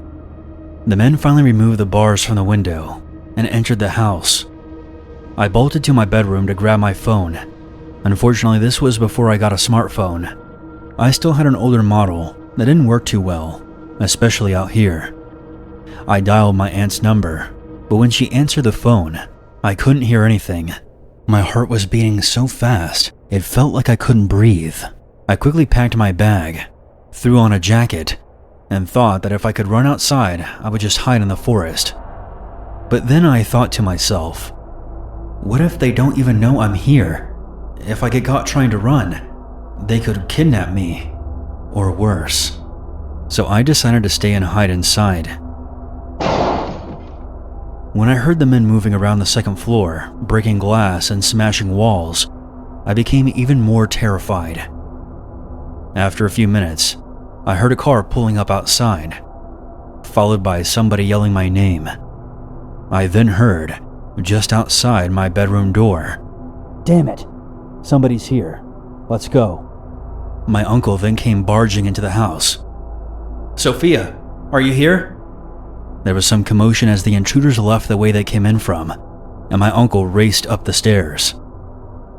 After I was reunited with my aunt and uncle, I found out that my aunt could still hear everything on the phone call, even though I couldn't. I had become so frightened that I left my phone on the bedroom floor while I was packing my bag before making the decision to hide in my bathroom. When she heard all the commotion on the other end, she knew that something was wrong. We immediately called the police. The intruders had completely trashed all the rooms on the second floor. The good news is that a few days later, the men were caught by the police doing the same thing to another house. There were 5 of them total, and they were armed with guns and knives. This was a very eye-opening experience for me that has impacted my adult life. Nowadays, I live in Australia, and I've been trained to defend myself and to always be vigilant of my surroundings.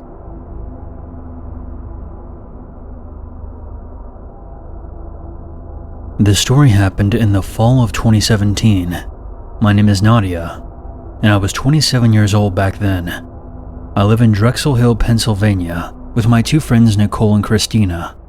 We rented a house together and shared the same car, which was a 2009 Lexus. My friends and I are very close and are like sisters. This arrangement would not have worked any other way. One day we wanted to go on a road trip together, so we decided to drive from Drexel Hill to another town called Butler. At first, things were going pretty well. Along the way, we would make stops to explore the countryside, take pictures, and enjoy the scenery. It was fall, and it got dark pretty quick. On top of that, our gas-guzzling V8 needed a refill, so we had no choice but to stop at a gas station. We spotted one in the middle of nowhere. Visually, this gas station looked creepy as hell. I thought it might have been abandoned when I first saw it. We pulled up next to a gas pump, and I was about to start filling the tank when a beat-up white van with tinted windows pulled into the gas station parking lot. As soon as I saw it, I immediately got a bad feeling. Christina had to go into the convenience store to use the bathroom. "Do you really have to go? This place looks sketchy as hell." "It's an emergency. There's no need to be paranoid. I'll be quick." "Alright, just hurry up. Don't waste your time scrolling through your phone like you always do." Christina then went inside the store. As soon as she did, the driver exited the white van and followed her inside. My spidey sense told me that something was about to go down, so I decided to go inside as well. As soon as I walked in, I heard Christina screaming. The driver of the van was dragging Christina to what looked like a back door. I quickly got out my pocket knife and stabbed the man in the back. The man screamed and let go of Christina. I used the opportunity to grab Christina's hand and pull her to her feet. The man staggered and struggled to pull the knife out of his back. He was so angry that his face was red. He then let out a shout of pure rage and chased us out of the store. Luckily for us, we were able to make it back to the car. I put it into drive and drove out of there as quickly as possible. In my rearview mirror, I saw the white van from before pull out of the gas station parking lot and began to follow us. Fortunately for us, our Lexus had a more capable engine, so I put the pedal to the floor and we eventually lost him. His busted up kidnap mobile wasn't able to keep up.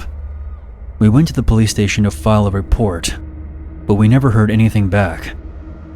There were no employees present when all of this went down inside the store, and this was definitely the kind of place that may or may not have working security cameras.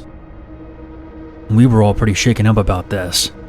It's not every day that you see one of your best friends literally being dragged away by a stranger. but thankfully, I was able to intervene and save her.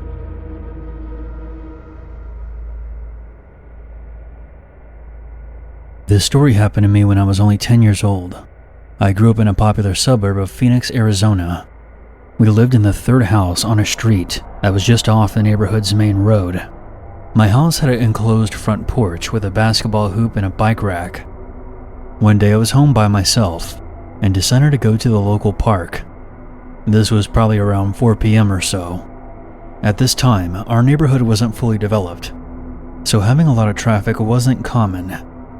My sister and I have always been paranoid about sketchy white vans because of the programs they showed us at school. So when I noticed one cruising down the main road, I thought it was strange, but I figured it might have been a construction worker and continued. I was one of those kids who would ride his bike around just to explore the area, so I was never too worried in my neighborhood. If someone did come after me, I knew all the best routes to lose someone. Anyways, I took my usual path and went down a side street through a cul-de-sac instead of the main road. When I arrived at the park, I noticed another neighborhood kid named Parker, who was in the open field next to the playground. After a while of hanging out with him, I figured that my parents would probably be home from work by now. When I first left the park, I realized I had forgotten my water bottle. It was a tin Spider-Man water bottle, and that was a big deal to 10-year-old me. There was no way I was leaving that behind. After turning around, I was soon back at the hilltop overlooking the playground and the field. Parker was nowhere to be seen. I had been gone for maybe 30 seconds. I then saw the white van from before, parked on the side of the road near the playground. My heart sank once I saw Parker's bike lying on the ground next to the van with one of its wheels still turning. I froze up. I was pretty sure whoever was driving the van saw me. I quickly turned around and sped down the sidewalk and booked it home. Once I got back to my house, I made sure I didn't leave my bicycle by the front door or the porch. Instead, I threw it over the back gate so it wouldn't be visible from the road. After this, I rushed inside and locked the door. I was covered head to toe in sweat. After about 20 seconds of catching my breath, I decided to peer out through the peephole. And for a split second, my heart stopped. I could see the white van slowly making its way down the main road, driving past my street and out of sight. Now, at the time, I thought that Parker had been kidnapped and the white van was now hunting for me. And even now, I don't think that was an unreasonable conclusion to come to. But I would be lying to you if I said that there were reports of a missing child and the police were called in to investigate, and my parents had to stand next to me while I told a detective what I saw. But the truth is, I never saw Parker being pulled into the van. It is entirely possible that the driver could have said something to him, and he got scared and ran off without his bike. That wouldn't have made front page news, but I still feel like I would have heard about it. Honestly, I didn't know Parker that well. I saw him around the park sometimes, but I wouldn't say that we were friends. Point being, he could have moved away, or might have just been visiting. And as creepy as it was seeing that white van slowly driving down the road, it's unlikely they would be driving like that after just having kidnapped a child. I don't know what happened to Parker, because after that day, I never saw him or that white van ever again. The lesson here is to always be aware of your surroundings and to teach your kids to do the same, because you never know what could happen, even in the places where you feel the safest.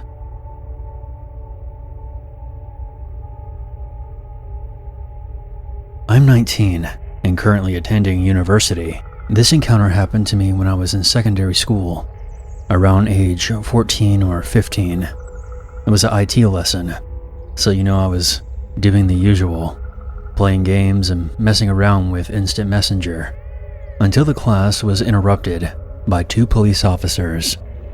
After the excitement died down, they proceeded to tell us that we needed to be careful. There was reports of a middle-aged man driving around this area in a white Toyota van, harassing girls around our age and telling them to come for a ride. A few days had passed since the police warned us.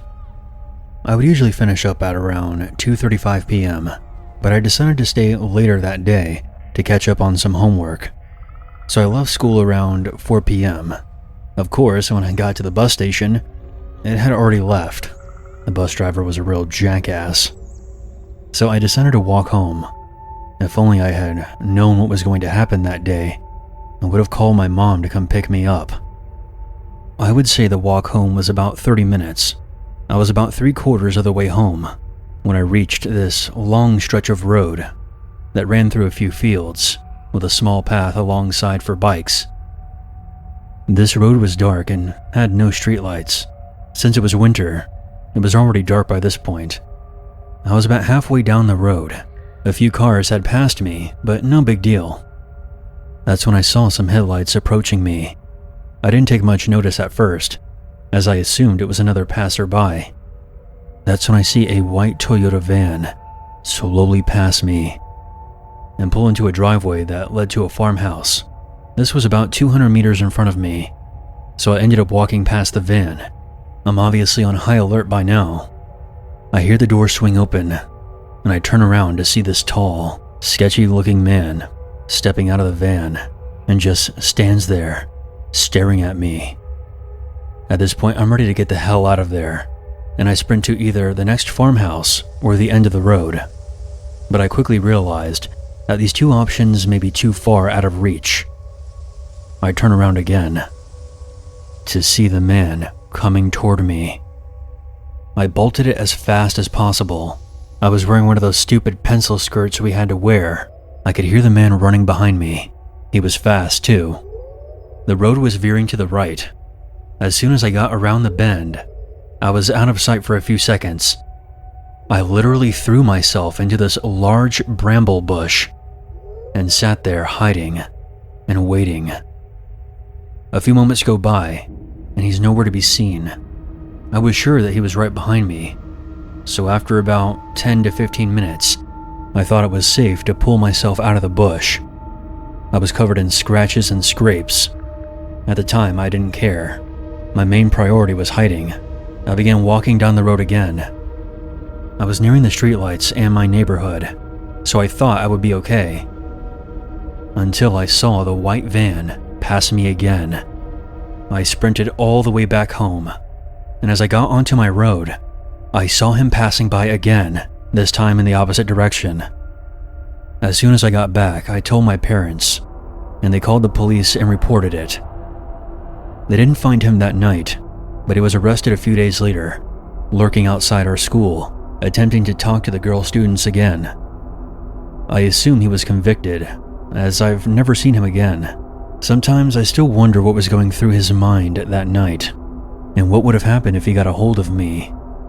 What exactly were his intentions?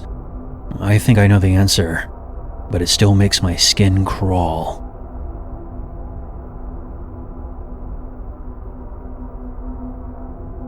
When I was a kid, I was hanging out at this place called the Pinecone Forest, which is what the neighborhood kids would call the small patch of trees on the side of the road. I was picking bark off one of the trees to pass the time, waiting for my friend Frankie to finish his homework so we could play together. Out of nowhere, it seemed, a man came up to me.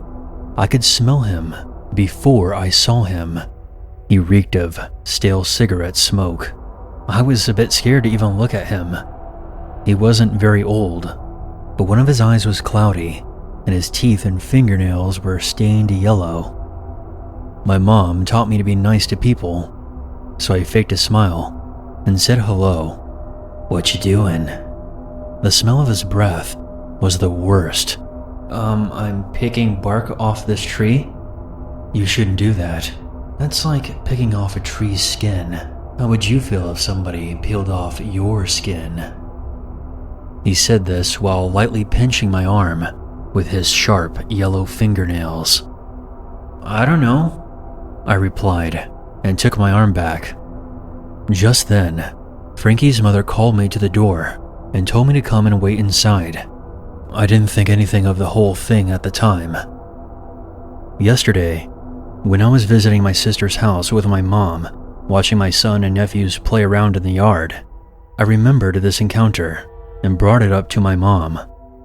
She had this look of, I don't know, guilt maybe? She said it was probably time that I knew the whole story. She thought I had forgotten about the whole encounter, so she never brought it up to me.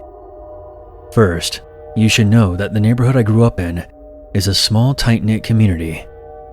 Everyone knew everyone there, and there was no reason for an outsider to be there, unless they were visiting someone. Anyway, this is what happened.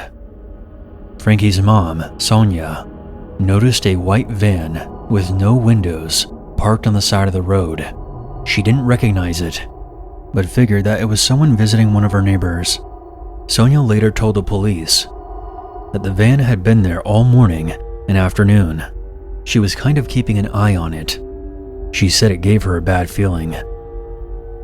Her house had a huge window in front, facing the pine cone forest, and the van was parked next to it.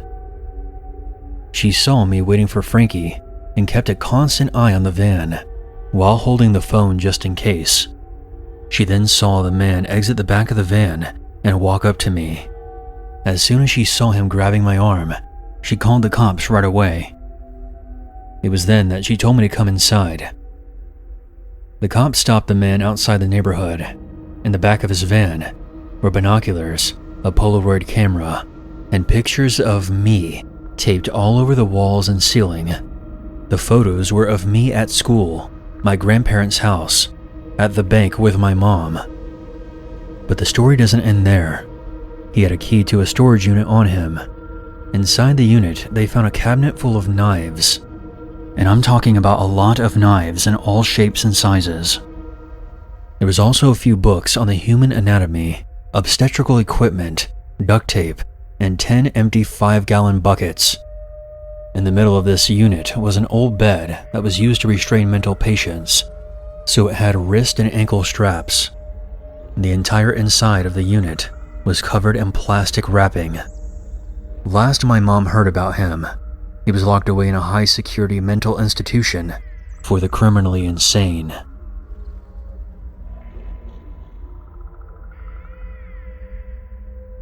For the sake of the story, I am going to call myself Rodney. This happened in 2011, around February. English is my second language, so please bear with me. For some information, I am a 33-year-old Haitian male living on the outskirts of London. I was 20 at the time, and I was still living with my parents.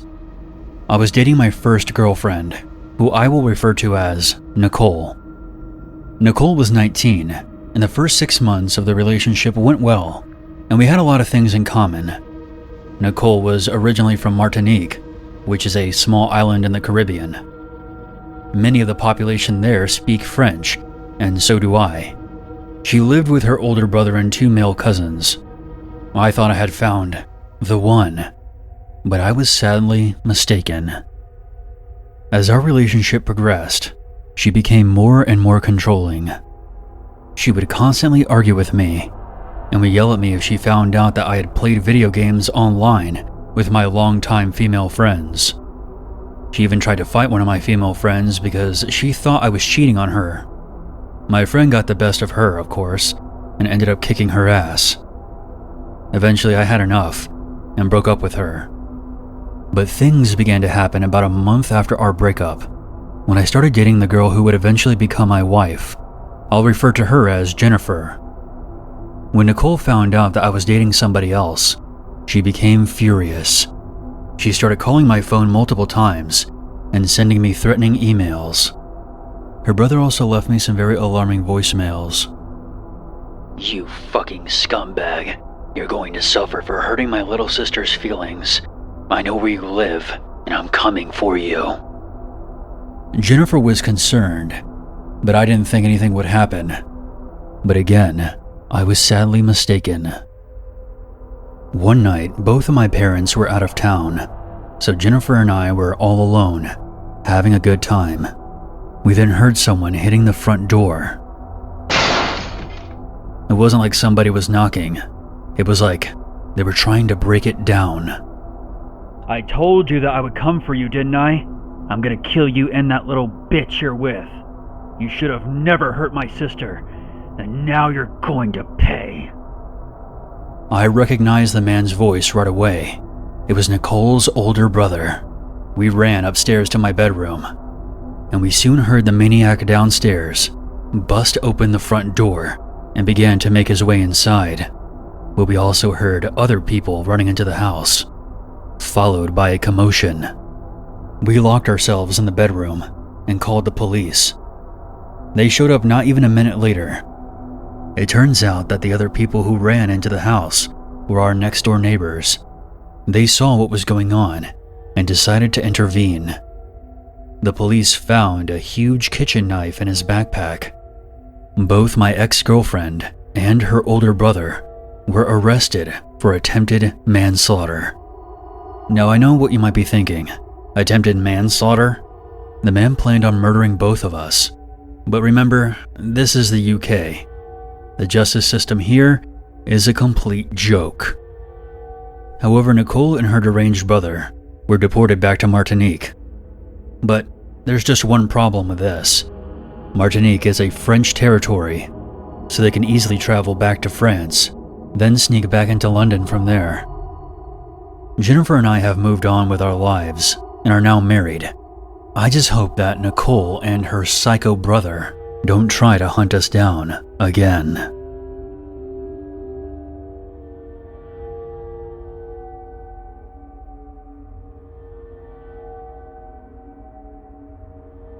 I am a 27-year-old male. I spent about a year in San Francisco as part of a job. Although I enjoy living in the Bay Area very much, the extremely high cost of living there and the distance from friends and family was too difficult for long-term stability. As such, I was eager to return to my home state of Louisiana. I ended up finding a job near my hometown that was a much better fit for me and was closer to my family. After resigning from my position, I quickly packed my belongings into my car and began the 2,000-mile journey back home. Given that I had very long workdays, I had no time to explore the beautiful state of California while I was living there. Therefore, I decided to fully enjoy myself and visit some nice places along the way.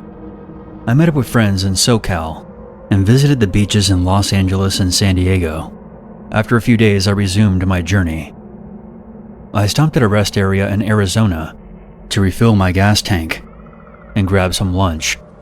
While walking back from the restroom, I noticed a beat-up old van in the parking lot. It was white and had red and blue streaks. I saw a man sitting in the driver's seat, smoking a cigarette. He looked like the kind of person that panhandles outside of a gas station. As I walked by, the man smiled and waved at me. I immediately felt a deep discomfort in my chest that spread to my gut. I gave him a quick nod and carried on, then promptly got into my car and drove off. I stopped at a hotel in Tucson for the night. After checking in, I went back to my car to retrieve some things. I immediately noticed a beat-up van in the parking lot in front of the hotel. It looked just like the van from the rest area. At first, I brushed it off as just another creepy old van, but I recognized the red and blue paint streaks on the side. This design didn't look like it was on purpose, more like it was parked next to some half-assed painters, so this was definitely the same van I saw at the rest area. I figured maybe it was some bizarre coincidence, and the man was heading in the same direction I was. I quickly retreated to my hotel room for the night. The following morning, once I got to my car, I looked at the front parking lot. The van was no longer there. I was relieved and resumed my journey. I decided to make a stop in Albuquerque to do some exploring. There was a festival taking place in the downtown area. I walked around and enjoyed the live music. As I stood in line at one of the food trucks, I started to experience that weird sensation when you're in danger, and immediately saw a man about 200 feet away from me, staring. He was standing beside a tree, smoking a cigarette. It was the same man from the rest area. I decided to walk towards him to get a better look, and he quickly disappeared into the crowd. I was shocked. This was no longer a coincidence. This man was following me. I quickly returned to my car and drove off. I then called my parents while I was on the highway. I told them about the man who was following me. My dad just brushed it off and said, "You know, a lot of people are traveling on the same roads and stopping in the same cities along the way. I think you're just being paranoid." My mom, on the other hand, seemed a bit more concerned. "Please be aware of your surroundings and make sure you're keeping your phone charged." They both advised me to stop at my brother's house in Dallas rather than drive straight to Louisiana. I drove for 6 more hours. Once it became dark, I decided to pull over at a rest area along a country road. I was exhausted and needed a break. The rest area was very remote and had very little lighting. I literally passed out on my steering wheel once I was parked. I was woken up by a very loud knock at the driver's side window. I turned to my left and saw someone standing outside. It was dark, and I couldn't see who the person was at first. I turned on the dome lights, and I immediately recognized the person. I then saw a beat-up white van parked right next to my car. My heart began racing. The man grinned at me and signaled for me to roll down my window. "I need some help. Roll down your window. Now." Again, I shook my head and said no. He immediately became upset and began pounding on my window. The man then attempted to open my door, but luckily, I kept all my car doors locked. He then pulled out a knife and hissed, "Open your damn door." I started my engine and put my car into reverse. He began running after my car with a knife in his hand. I couldn't stop hyperventilating. I was on the verge of a panic attack. But I drove out of the rest area and continued down the highway. I called up my parents again and informed them about what just happened. They were shocked. No one could dismiss this as a coincidence now. They believed it would be worthwhile to call the police, but that it might be difficult for them to really do anything about it, as the rest area was in the middle of nowhere, and it was unlikely that there were any cameras in the parking lot. I was about 5 hours from my brother's house. My parents encouraged me to stop at the nearest big city, which was about an hour away, and stay at a hotel for the night. I ended up contacting the police the very next day and filed a report. I provided the rest stop's location and a description of the van. The officer forwarded that information to the highway patrol, but as expected, they couldn't do anything about it. The man was probably miles away by that point. I was strongly encouraged to stay off the country roads and avoid driving at night. I eventually made it to Dallas and told my brother and my sister-in-law about what was happening. My brother, being the true gun-loving Texan he is, said that he would have his firearms ready just in case something happened. I spent about a week in Dallas and then drove back home to Louisiana. Thankfully, I did not encounter that man again. Since this traumatic experience, I have refrained from taking long road trips alone, and I'm almost always scared to drive through the countrysides now. It's almost too easy to disappear without a trace in these areas. What frightens me the most about all this is that a random stranger relentlessly followed me for several miles from Arizona to Texas over the course of 2 days. I always wonder what his intentions were and what would have happened if I wasn't able to escape from that rest area.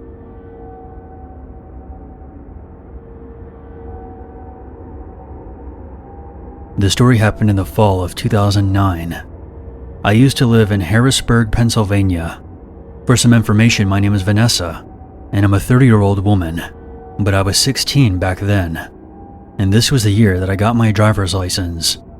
And my father bought me my first car, which was a 2009 Infiniti G37 sedan. I have 3 sisters named Sasha, Clarice, and Sabrina. They were all happy for me when I got my driver's license. So to celebrate, we decided to take a road trip to Delaware County to visit our cousins and other extended family members. Our father and stepmother were not very strict parents and were pretty laid back, so they didn't mind us taking this trip. They just reminded us to drive carefully and to always be aware of other drivers on the road. So we packed our bags and hit the road to spend the weekend at our uncle's house. The road trip to Delaware County went well, but when we headed back is where shit went south. We were supposed to leave Sunday afternoon, but we were all having a good time with our cousins, so we didn't pay attention to the time and ended up leaving around 9 p.m. Unfortunately, we had to go because we had school the next day.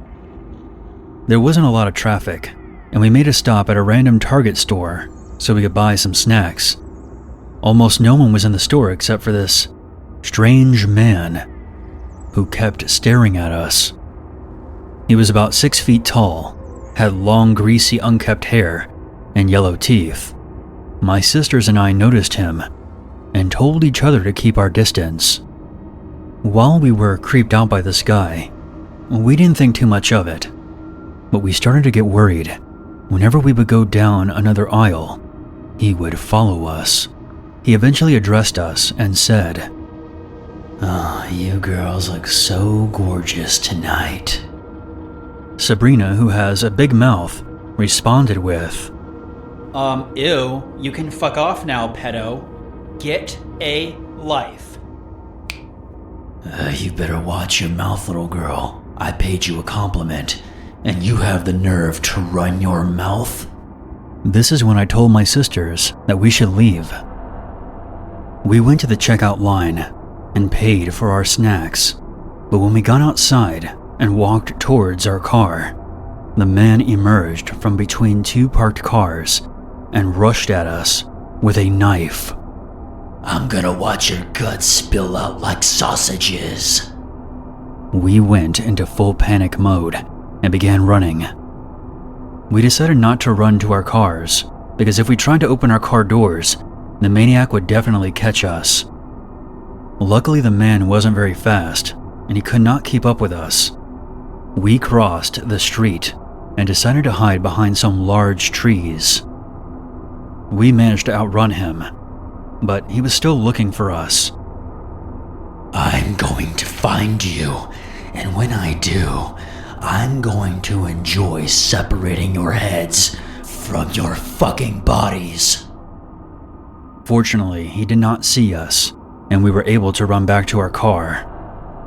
It was only when we got back that he finally spotted us. I quickly put the car into drive and floored it out of there. But the drama was far from over. To our absolute horror, a pickup truck began tailing us. I made a quick getaway from the Target parking lot, but I wasn't driving very fast because I thought it was over. The road we were driving on now was narrow, so I couldn't go any faster to escape him. He was tailgating us and even hit the back of my car. Eventually the road widened, so I used it to my advantage and put the pedal to the floor. His old truck couldn't keep up. I then made a sharp right turn. He also turned, but he was too far behind. By the time we got to the highway, I lost him completely. Looking back now, I regret not going to the police station, but we were all freaking out and not thinking clearly. But in the end, I'm glad that we didn't get decapitated by that absolute maniac.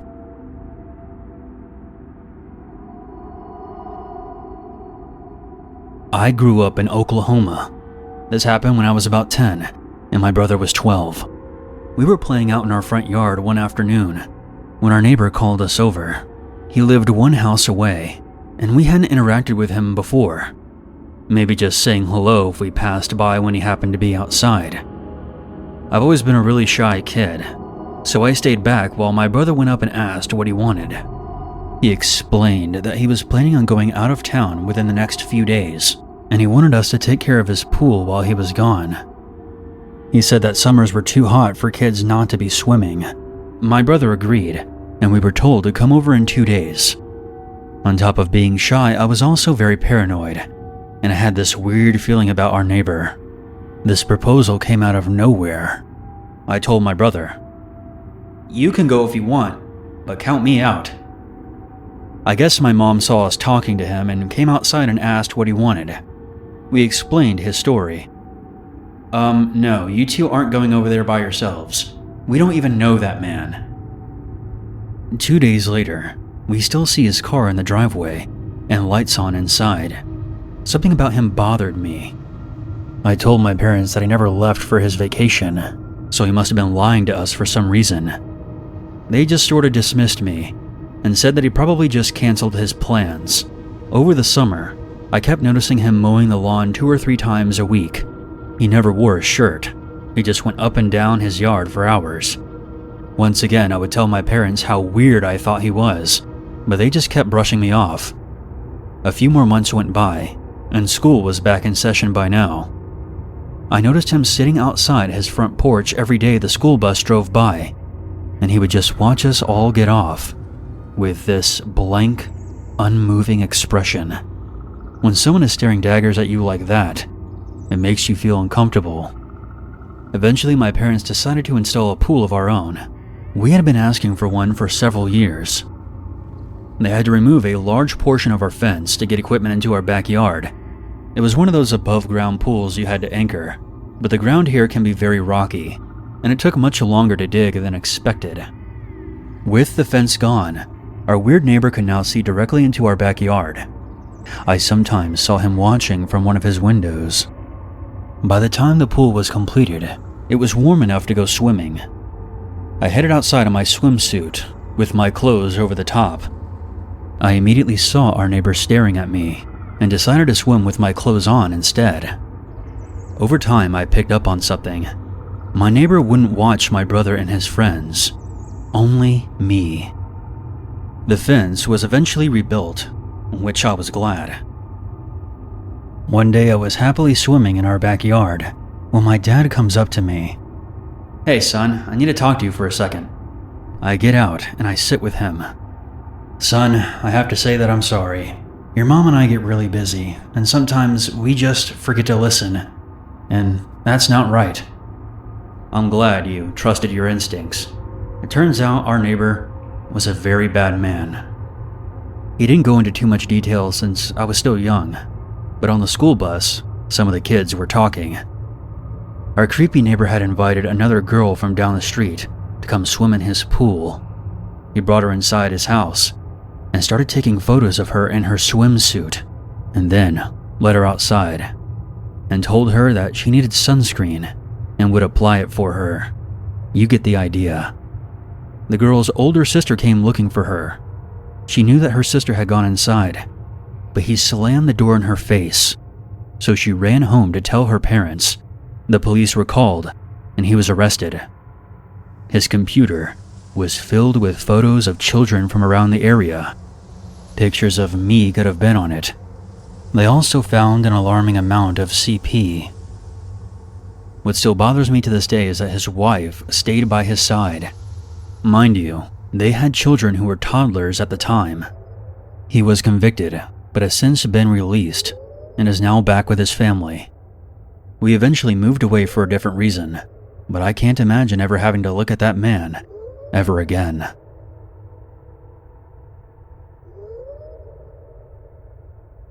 This story happened in the summer of 2011. For some background, I live in Midwest Oklahoma. My girlfriend Angela and I were renting a 4-bedroom house at the time. We were home one night chilling on the couch. At some point we both fell asleep, and I began dreaming. We were walking around our neighborhood when we saw a man trying to break into a car. He was hitting the car window with a hammer. The noise was very loud, and he wasn't trying to be discreet. I wanted to intervene, but my girlfriend held me back and then whispered into my ear, "Someone is outside our door. You need to wake up." I suddenly woke up and heard a loud noise, just like the one in my dream. My heart was pounding. I looked out the window that overlooked the front doorstep, and I saw a figure holding what looked like a hammer. I panicked and woke up my girlfriend. When she saw what was going on, she screamed. The intruder turned his attention to the window and managed to break it. Luckily for me, I always had my gun locked and loaded. The intruder was about to make his way inside when I confronted him, aiming the gun directly at his head. I shouted at the man, "You make one more move, and they'll be scraping your brains off my porch." I didn't say those exact words because I was absolutely scared out of my mind, but I did convey that I would end his life if he tried coming inside. The figure backed away with his hands up, then ran off into the darkness. I called the police right after and filed a report. We never heard anything back from them, of course. I couldn't give an accurate description, and the man took his hammer with him. He also didn't cut himself when he smashed the window, so we'll give him credit for being properly dressed for the occasion. But I'm glad I woke up in time. It's amazing how a simple dream can save your life. This happened in March of this year. My friends and I decided to go to this abandoned campsite located in the eastern Oklahoma countryside. I had been there the year before. The property was supposedly haunted. This is not a paranormal story. I'm just telling you the reason that we wanted to check it out. There were 5 of us all together: Tyler, Jordan, Abigail, Angela, and myself. We decided to enhance the experience by bringing alcohol and weed. We had 2 bottles of Henry and 9 pre-rolled joints. We arrived around 11:30, so it was dark by then. We brought along flashlights and gloves, so we were ready to go exploring. But about 15 minutes in, Angela and Abigail both wanted to go back because they were complaining about it being boring. But the rest of us had put too much into planning this trip, so we had to convince them to keep going. This required opening up one of the bottles of Henry. I personally don't like the taste of alcohol, but I decided that I would be doing some drinking that night. I also fired up a joint. One thing about me, though, is that when I'm drunk and high at the same time, I tend to get very paranoid. It obviously didn't help that we were 2 miles deep into the woods. Yeah, I wasn't making the best choices that night. After a while, the paranoia began to kick in. I started hearing footsteps disturbing the leaves behind us. I was convinced enough to yell out, "Hey, is anyone there?" Again, this probably wasn't the best idea, because it freaked out Abigail and Angela.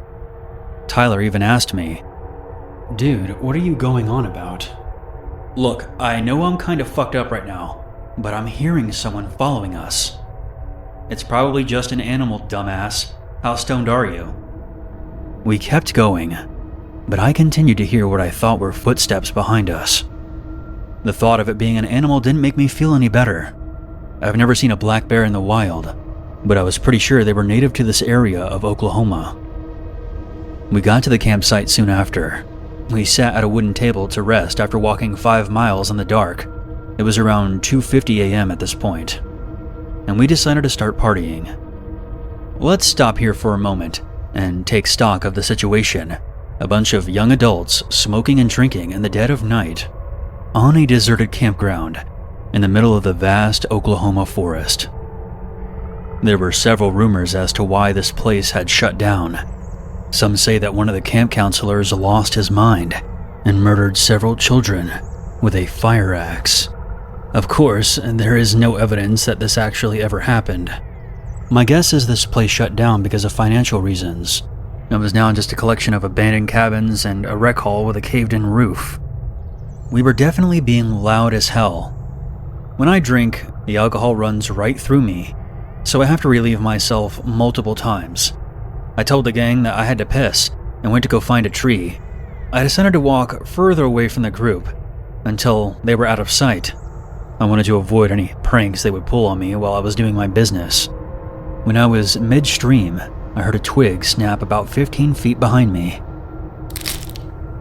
I didn't think it was one of my friends, since the noise was in the opposite direction they were in. I pulled out my phone, turned on the flashlight, and nearly shat my pants at what I saw. Standing about 15 feet away, I saw 4 hooded figures among the trees. I zipped up my damn pants before my stream was even finished and started running back toward the group. "Guys, we need to leave here now. We aren't alone out here." They must have thought I was pranking them until they saw that I was running. They all got up and started sprinting. I heard more footsteps behind us and all around us. I genuinely thought that I was about to die. We were so deep in the woods that no one would hear us scream if we were slaughtered. None of us were thinking straight because of the recreational influence. Angela fell, and I guess no one else noticed except for me. I quickly turned to help her. Once I got her back on her feet, we couldn't tell where the rest of the group went. The moonlight was barely helping, and I didn't want to turn on my flashlight and give away our position. Angela was a mess at this point, crying and freaking out, so I had to try to calm her down and keep moving, even though I felt like I was having a panic attack myself. We kept going until we saw what looked like an old shed. I devised a plan to use the shed as cover while I called the others on my phone. Once we made our way inside, we stopped hearing the footsteps, so I thought we had lost them. The shed was actually a cabin with 3 rooms and a hallway. Once we got to the entrance, we were bombarded by a putrid smell. It damn near made me throw up all the Henry I had earlier. Angela, however, couldn't hold back and vomited right away. I tried calling Tyler and Jordan, but it just went straight to voicemail. I didn't have Abigail's number, and Angela couldn't help since her phone was dead. The smell was becoming unbearable, and I had a feeling I knew what it was. I left the entrance and made my way further inside. There was nothing of interest in the first 2 rooms, but the third I arrived at was where the stench was coming from. My heart was in my throat as I opened the door. I shined my light inside and was met with the most disturbing thing I think I've ever seen in my life. I know that a lot of you aren't going to believe me, but I'm going to tell you what I saw. At first, I was stunned when I saw a face on the floor staring up at me. It was only when I panned to my light that I realized that the head wasn't connected to anything. Leaning up against the wall were 2 torsos. Ah, fuck. There is something else that was there that I just can't bring myself to tell you. I'd like to think that I just imagined it, but I know it was there. I had to stay sharp if we were going to escape. I looked at the maps on my phone and saw that we were still 2 miles away from any roads. Angela was still bawling her eyes out, crying about how she didn't want to die. Honestly, I thought it was likely that we would end up dying that night. We heard the footsteps racing toward the cabin outside. I grabbed Angela and told her, "If you don't want to die, we have to run, and don't look back." I planned on running in the opposite direction of the road, while Angela made for the road. I would hide somewhere until whoever was following us passed us. Then I would eventually come out and head for the road. I took off, yelling to get their attention. I should mention that I'm in pretty good shape, since I used to play sports in school, so I was capable of running long distances. Once I was far enough away, I got down low to the ground behind a tree and covered up with leaves and branches to camouflage myself.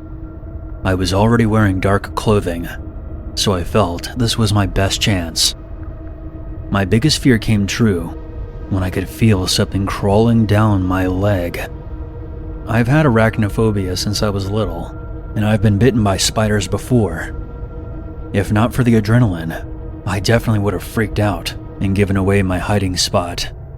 After what felt like hours, but was probably more like 2 minutes, I could hear the footsteps running away from where I was. I still wanted to play it safe, and stayed down there for another 15 minutes before I thought it was safe enough to make a break for it. Soon I was back on my feet, heading in the direction the road was in. It was now 2:17 a.m. I tried my mom and dad's cell. Neither of them picked up. So I called the house phone. Yes, we still have those. After 2 rings, my dad picked up, and he sounded pissed. I immediately told him the circumstances and about the bodies I found, and that I was separated from all my friends. While I was on the phone with him, Jordan finally noticed that I had tried to call him. So I hung up with my dad and answered Jordan's call. Dude, where the hell are you? Angela and I got separated from you guys. I told her to run toward the road, while I distracted whoever was chasing us. See if you can find her there. I'm heading that way right now, so I'll be there soon. Okay, man. Watch your ass. I ended up getting there before the rest of the group. Angela came out from her hiding place. She told me that she thought I was a goner for sure. I sent Jordan our location, and they showed up about 5 minutes later. We were all relieved to see that everyone was okay. Angela and Jordan hugged each other for about 2 minutes straight. Hey guys, that's lovely and everything, but we really should get out of here. Once we were back in the car, I told them about what I saw in the cabin. They asked me why I hadn't called the cops yet. I don't know. Maybe it had something to do with being chased through the fucking woods. I called up the police and gave them an approximate location of where I found the bodies, but I never heard back from them. I guess whoever was out there must have hidden or destroyed the evidence. I still have reoccurring nightmares about what I saw in those woods.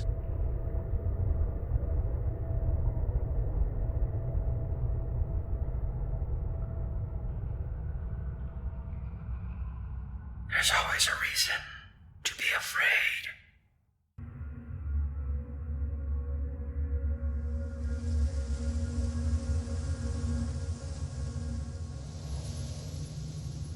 In the summer of 2004, my family was supposed to vacation in Kennebunkport, Maine. I was about 14 at the time. My father was stuck in business meetings, so he would be coming up from Manhattan a few days after us. My mom wanted to drive up, which was super annoying to me at the time, but we didn't have a choice, and my brother, sister, and I loaded into the car and began the drive.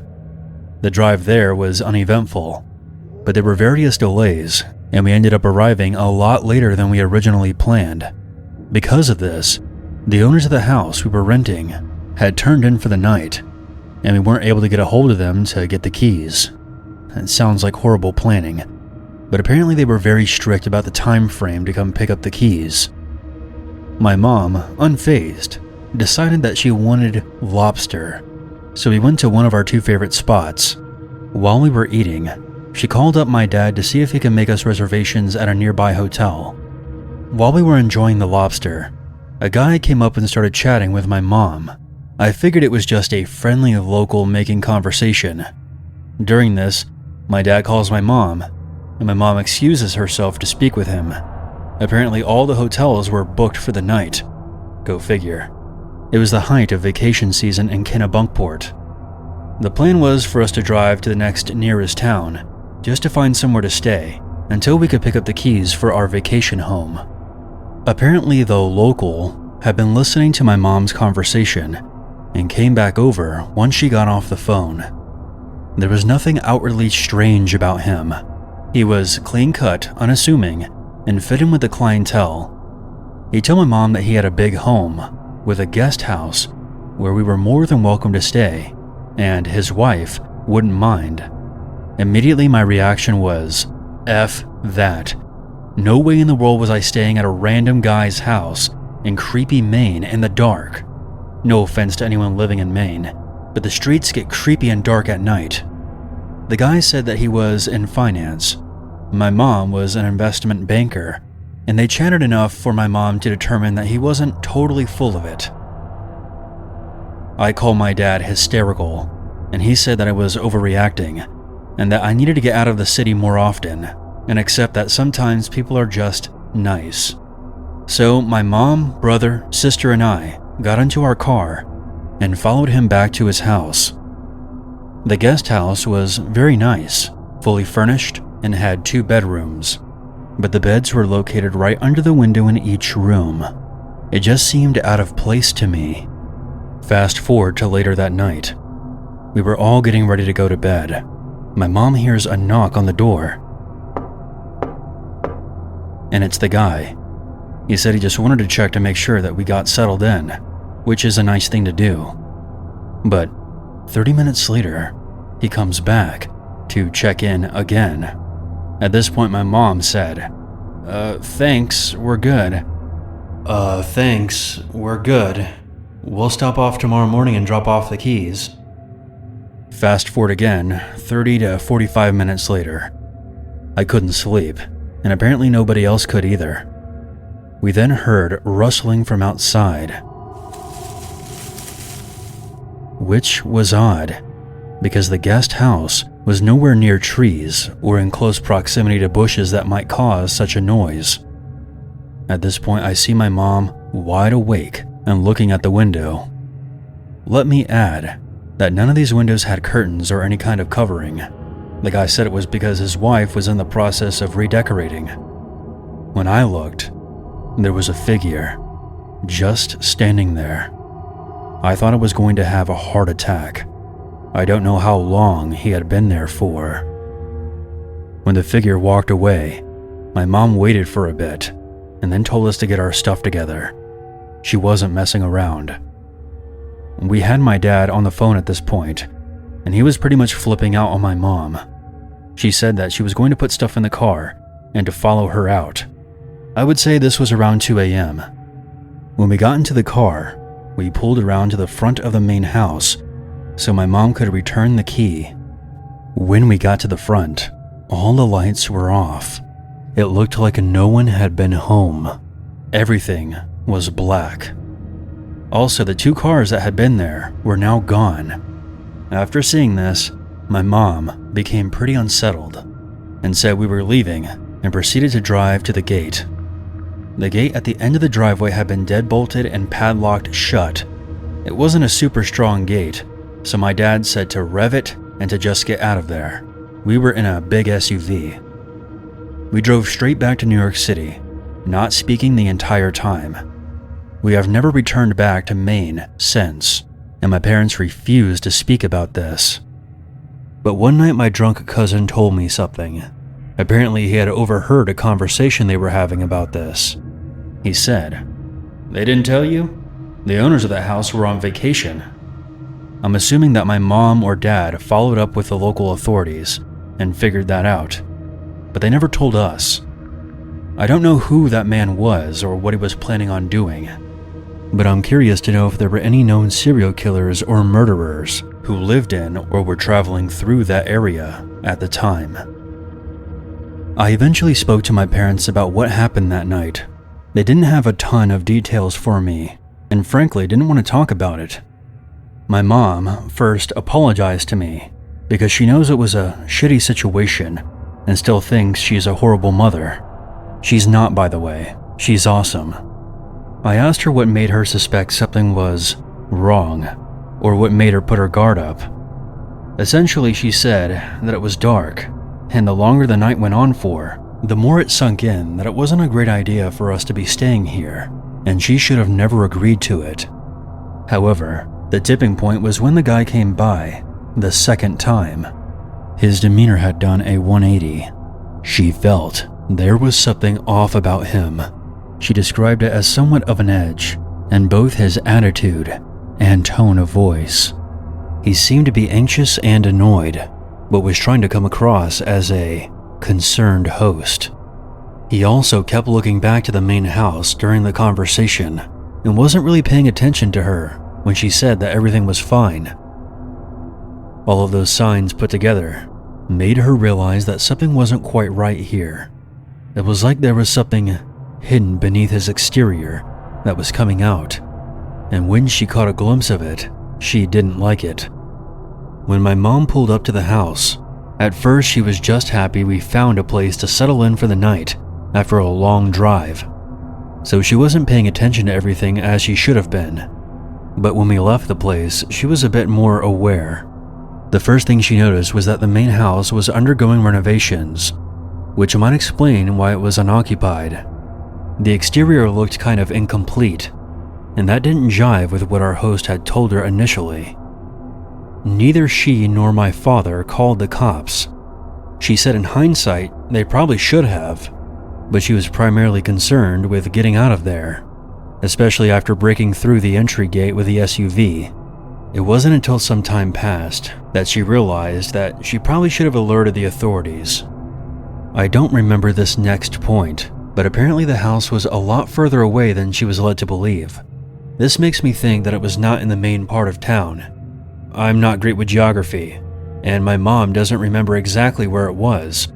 She said she was focused on following him and wasn't really paying attention to the street names. Plus, it was dark. In regards to what my drunk cousin told me about the owners being on vacation, my dad said that he was a drunk. I mean, sure, but I pressed him on this a bit. Apparently, how my cousin came up with that idea is because when my aunt and uncle were talking with my parents about it one night, I guess someone floated the idea that perhaps the owners were on vacation and this person was house sitting for them. However, my parents both believed that the house was either being renovated or the owners weren't there for whatever reason. I'm not sure if these answers really answer anything, and frankly, they make me feel worse about the whole situation than I did before. I think my parents felt horrible and extremely guilty, and still do, and tried to just bury this and move on.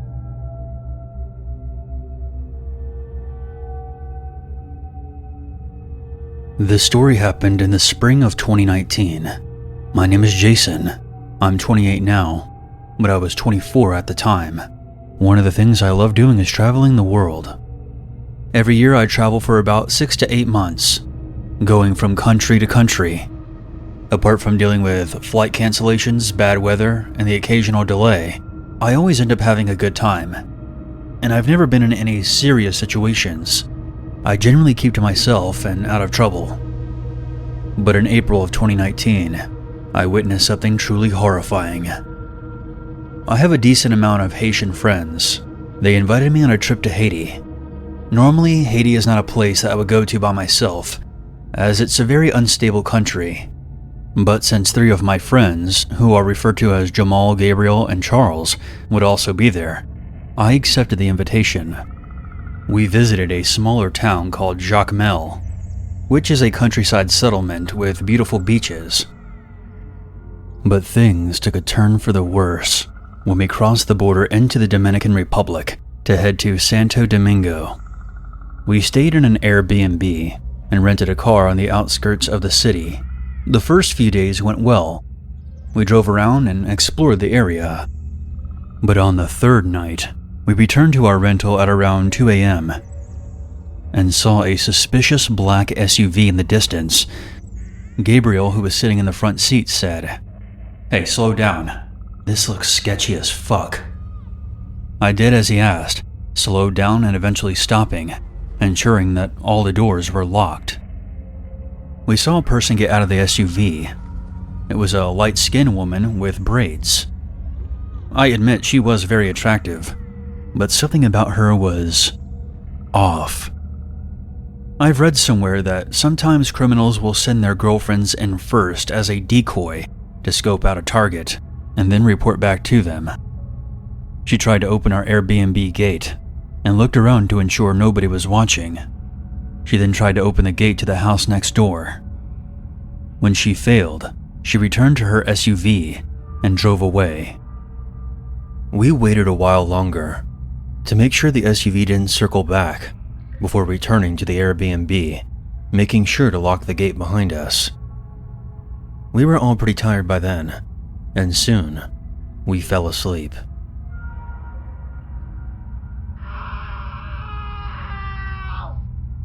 Around 4 a.m., I woke up in a panic when I heard screaming coming from the house next door. I looked out of the window and saw that same SUV from earlier speeding away. Not long after that, the house next door was surrounded by Dominican police. It turns out that the man living next door was stabbed to death. We told the police what we saw, but no one was arrested in connection to the murder, as far as I know. I'm not sure what the relationship was between the man and the braided woman was, but I find it especially alarming that she tried to break into our Airbnb. After the incident, my friends and I left that area immediately.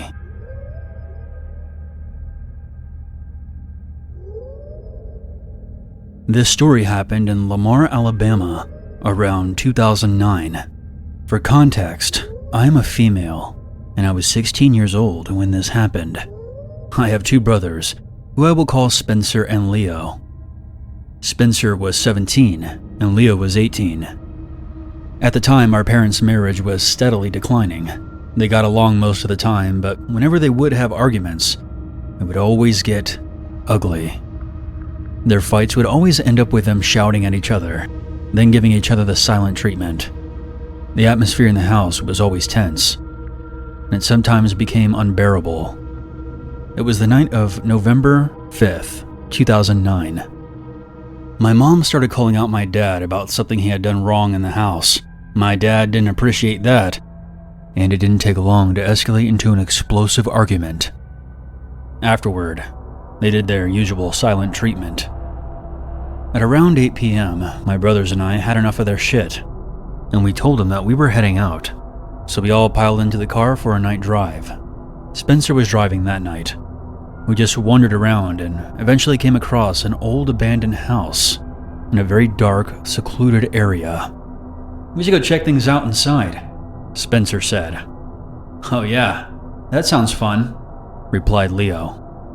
I wasn't fond of the idea, because I've always had this gripping fear of abandoned houses, especially in the dark. "That doesn't sound like a good idea." "Well, I guess you'll just have to stay in the car. I hope the Night Stalker doesn't pay you a visit." I really didn't want to be alone in the car out here, so I decided to tough it out and go with my brothers. We walked up to the house, and the door was unlocked. This place looked like it was abandoned for quite some time. The exterior was severely decayed, with overgrown grass and piles of trash all over. The interior was still somewhat well put together, other than the spider webs and dust. We got out our flashlights and explored the inside of the house. While going room to room, we suddenly heard a door from somewhere inside slowly opening. "Shh! Did you hear that?" Spencer looked concerned. We then heard footsteps.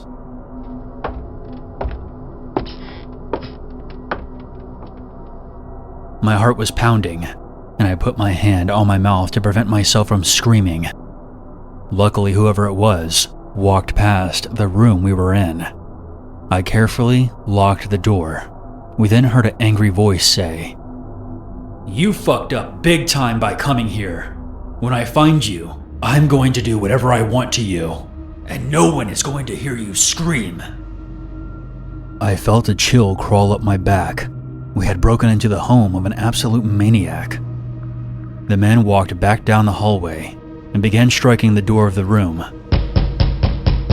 We desperately tried to find something to defend ourselves with, and by luck, I found an old crowbar.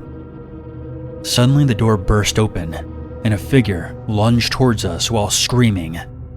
This all happened so fast that I didn't have time to hand off the crowbar to one of my brothers, so I took a chance and swung it myself. I landed a blow to the man's head, and he fell to the floor. "Kayla, why'd you do that? We broke into this man's house, and now we've assaulted him.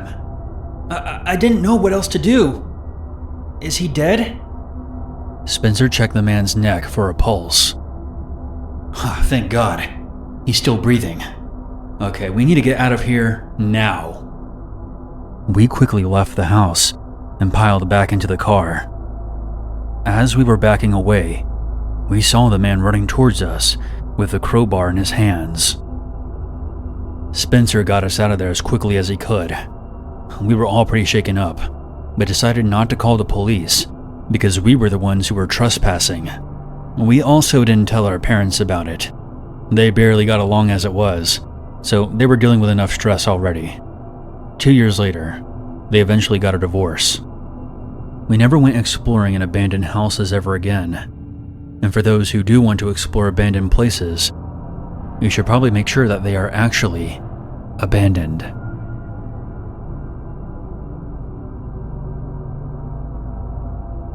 My name is Alex, and I'm a former soldier of the US Army. I would like to tell my story not for recognition, but to help people understand that sometimes you are all that stands between life and death. For context, I'm a 5'10", 190-pound male. I served in the Army since I was 18, and I only joined because I was kicked out of my house and was basically homeless. This happened shortly after I left the military. When I left, I had little to no money in my pocket.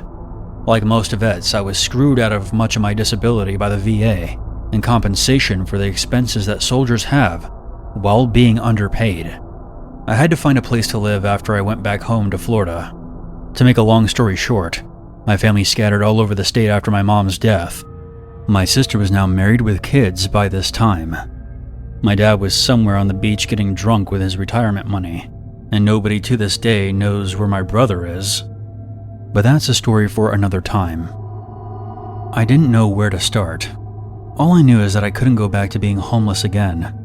I took a cab from the airport to my best friend's house, who I knew from high school. I had no idea if he even lived there anymore, but I didn't really have any other options. I had 2 duffel bags with me, the clothes on my back, and about $500 in my pocket. I think you can imagine when I knocked on his door, my faith in the good Lord was being tested. Thankfully, my friend Nick answered the door. We spent almost 6 to 7 hours just hanging out and walking around his neighborhood, just catching up from all the years we had been apart. I hated with all my being having to ask, but I managed to get it out. "Hey, Nick, I kinda have nowhere else to go. Would you mind?"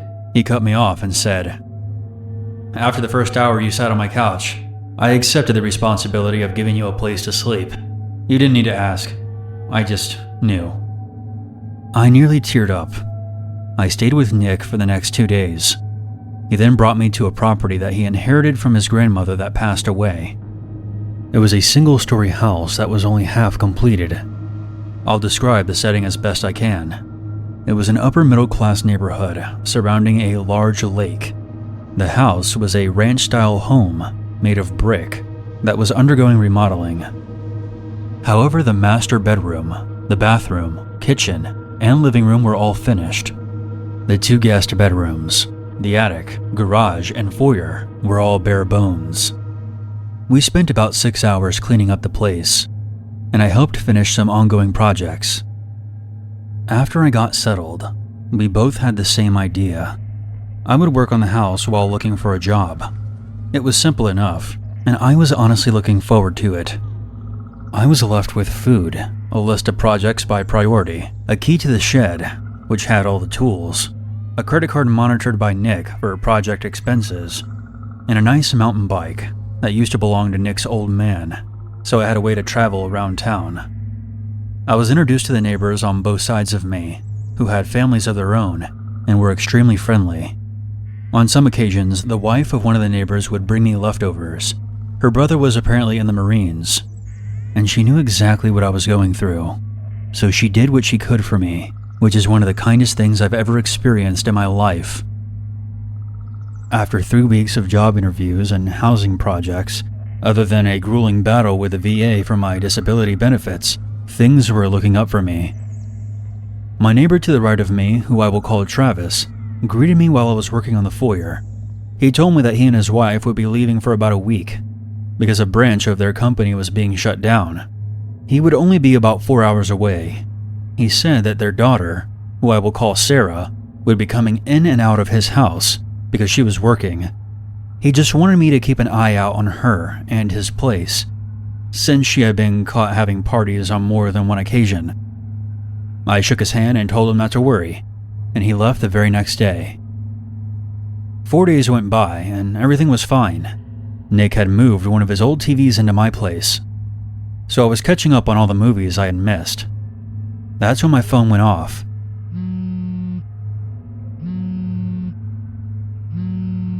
I didn't recognize the number. When I answered it, I was kind of hoping that a family member was reaching out to me. Hello? Alex, this is Sarah. I need you to come over right now. Sarah? Travis's daughter. What's wrong?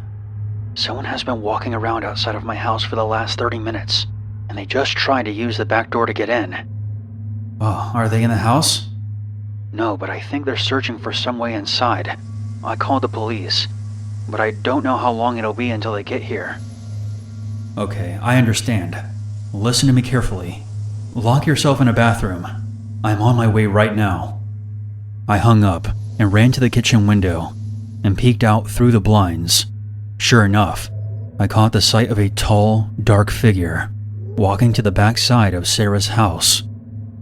I only got a quick look, but from what I could tell, he was at least my height, with a strong build. I grabbed the keys to the shed and made my way to the backyard. The fence that separated our yards was on the shorter side. I had to crawl so the intruder wouldn't see me. I unlocked the shed and opened the door just enough to squeeze inside. I armed myself with a machete and a hammer as a backup weapon. I left the same way I got in and made my way over to Sarah's house. I was creeping around the side where I had seen the intruder before. I was hoping he would come the same way again so I could surprise him. Just as I was about to round the corner, I heard the glass shatter. I immediately froze. The intruder had smashed the sliding glass door located at the back of the house. I could hear his shoes crunching the glass on the hardwood floor. Being careful not to reveal myself, I peeked around the corner. He was inside and making his way to the other end of the house. He would hear me if I came the same way as him while I was wearing my boots. So I untied my boots before following him. I got a good look at the general floor plan. In front of me was a living room with the glass all over the floor. Further past that was the kitchen, and to the left was the front door. I leapt onto the carpet to avoid the glass and hid behind the couch with the machete in hand. I focused my breathing and listened. I heard a loud bashing sound, followed by what sounded like Sarah screaming her lungs out.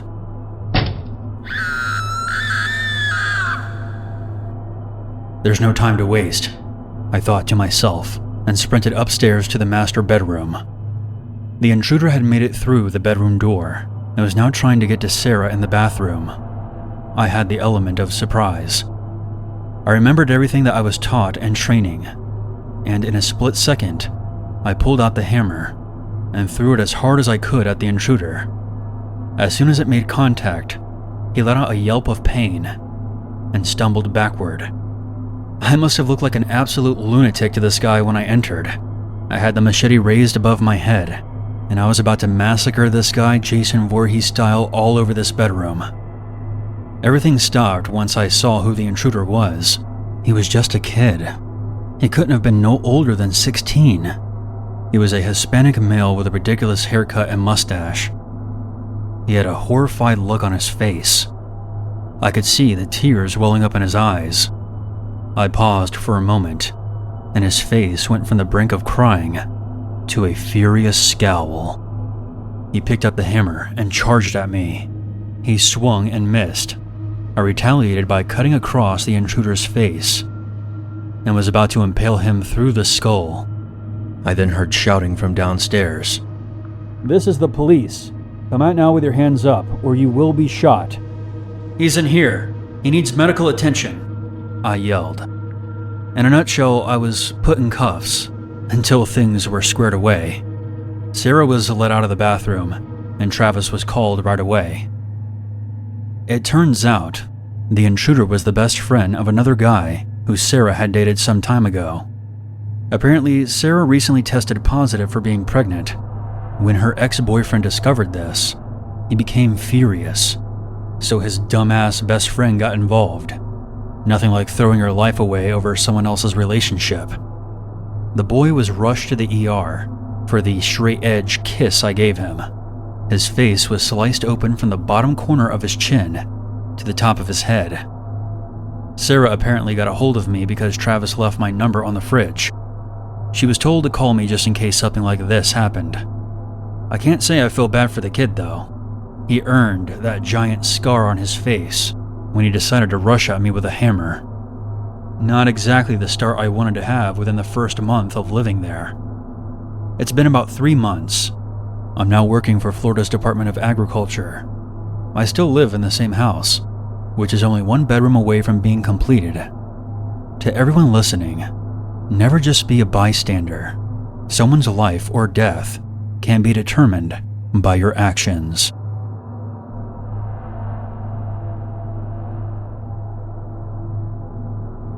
Before we begin, I want to let everyone know that this is a true story. Not a single detail has been fabricated. During my first year of middle school, I developed a bit of a reputation as a wild child, and I've had several run-ins with our school's resource officer.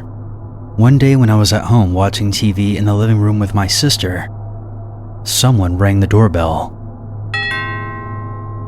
This startled my younger sister because our parents weren't home. I was the oldest of 4 children, and despite my rebellious nature, I was still the big sister. I wasn't too worried about someone at our door because I figured it was probably the mailman or one of those annoying solicitors, or perhaps it was our neighbor checking in on us. I went to the door and politely asked, "Who is it?" "Open up. It's the police." A man's voice responded. By the way, our door had no peephole. That's a whole other story. But I could tell there was something off about this man's voice. It seemed cold and detached. I turned to my sister. "I don't know if this guy's really a cop. Go upstairs and go check on Jason and Ashley. I'll handle this."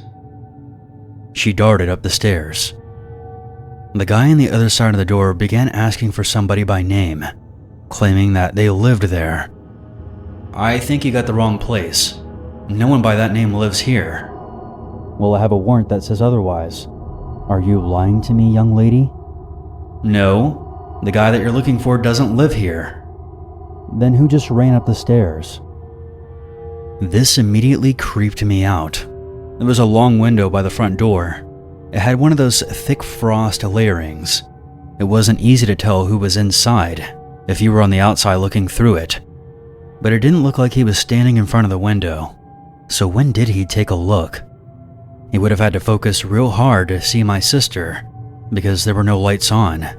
Furthermore, it was midday, so it should have looked completely dark from where he was. I automatically felt threatened. Whoever this man was had crossed into creep territory. So now I was going to be a jerk. "It was my sister, and she's obviously not the grown man that you're looking for." "Why did she run?" "Because you're a fucking weirdo." "Excuse me, you don't talk to a police officer like that." The way he said that sounded like he was becoming annoyed, like I should just trust him on his word alone. "Well, if you are a cop, you're not a very good one, because you're at the wrong address. And how do I even know that you are a cop?" "You should just open the door and see for yourself." That's when I saw my sister peeking around the corner at the top of the steps. "Get back," I whispered. We rarely get people at our door when my parents aren't home, but it's not impossible. I had this habit of locking the screen door. It was very strong for a screen door as well. And to clarify, it was one of those screen doors directly outside of the front door. Our front porch was open. I figured I would take the risk and open the door, just to see if this man was really a cop. When I opened up, the man on the porch did look like a cop. His hand was on his gun, and he kept looking behind me as if he was searching for something. His behavior made me trust him even less. He began grilling me about my sister, trying to catch me in a lie. Okay, so who really ran up those stairs? It was my sister. I already told you. How do I know it's your sister and not the person I'm looking for? Look, you have the wrong address. The man glared at me through his aviators. It was hard to see his face because of how big they were. It was like he was trying to hide his face. I know it's a silly thought for a kid, but my mom and I watched tons of true crime shows together. I know it was stupid to open the door, but I had this sinking feeling that he knew that we were alone. Up to this point, he did not ask for my parents, not even once. I just wanted to keep him in sight because I knew my parents would be home soon. The cop explained to me that the man he was looking for lived at our house, and according to his paperwork, this was still his current address. I informed the cop that we had been living here for a few years now, and I knew for a fact the woman before us lived here alone. This frustrated him, and he informed me in a demanding tone that he was going to check the house himself. No you're not. Young lady, you're interfering with police business. Now open up the door before you get in trouble. I'm not stupid. I know that you need special court papers to come inside. I was in a stubborn mood, and nobody wins against me when I'm in a stubborn mood. Unless, of course, you're my parents. Cop or not, this man wasn't coming inside the house, or going anywhere near my siblings. That's when he demanded to speak to my parents for the first time. Where are your parents? I want to speak to them about your behavior. He was trying to use the get me into trouble tactic to frighten me. In reality, my mom was far scarier than him.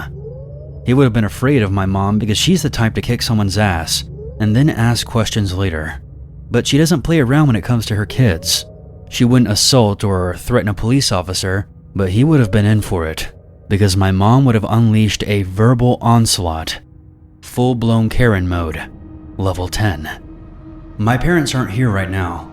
They're at the grocery store. I had a feeling that he already knew my parents weren't home. Up until then, he hadn't asked for them. I didn't know if he was a cop or not, but I didn't want to aggravate him further by telling him a lie. I know that my behavior was annoying, but I wasn't going to give him a reason to call me a liar. That's when he reached for the screen door and tried to open it. That's when he discovered it was locked. Open the damn door! I said no. I then slammed the door shut so he couldn't ask me again. I snuck halfway up the stairs and listened. He began yanking and tugging on the screen door. Little bitch, I should arrest you and teach you a lesson. After that, he just walked through our neighbor's yard like nothing happened. That's when I realized that I never saw any cop cars in our driveway. We lived in town homes, so I could see all the vehicles from a distance, and I didn't spot a single cruiser parked nearby. My parents showed up almost right after he left. I told my mom what happened. Well, you shouldn't have opened the door, and you should have called me right away. What's the matter with you? You're grounded. Now come help me with the groceries. I couldn't help but notice that our neighbors checked on us far more often after this incident, and our parents got us a babysitter whenever they left the house without us. I'm not 100% sure, but something tells me that that man who came to the house wasn't a cop, and I would have put my family in danger by allowing him inside. To everyone listening, teach your kids that a uniform is just not enough. You should ask for their badge number and call the police station to verify if you can. It also doesn't hurt to invest in a strong, sturdy screen door.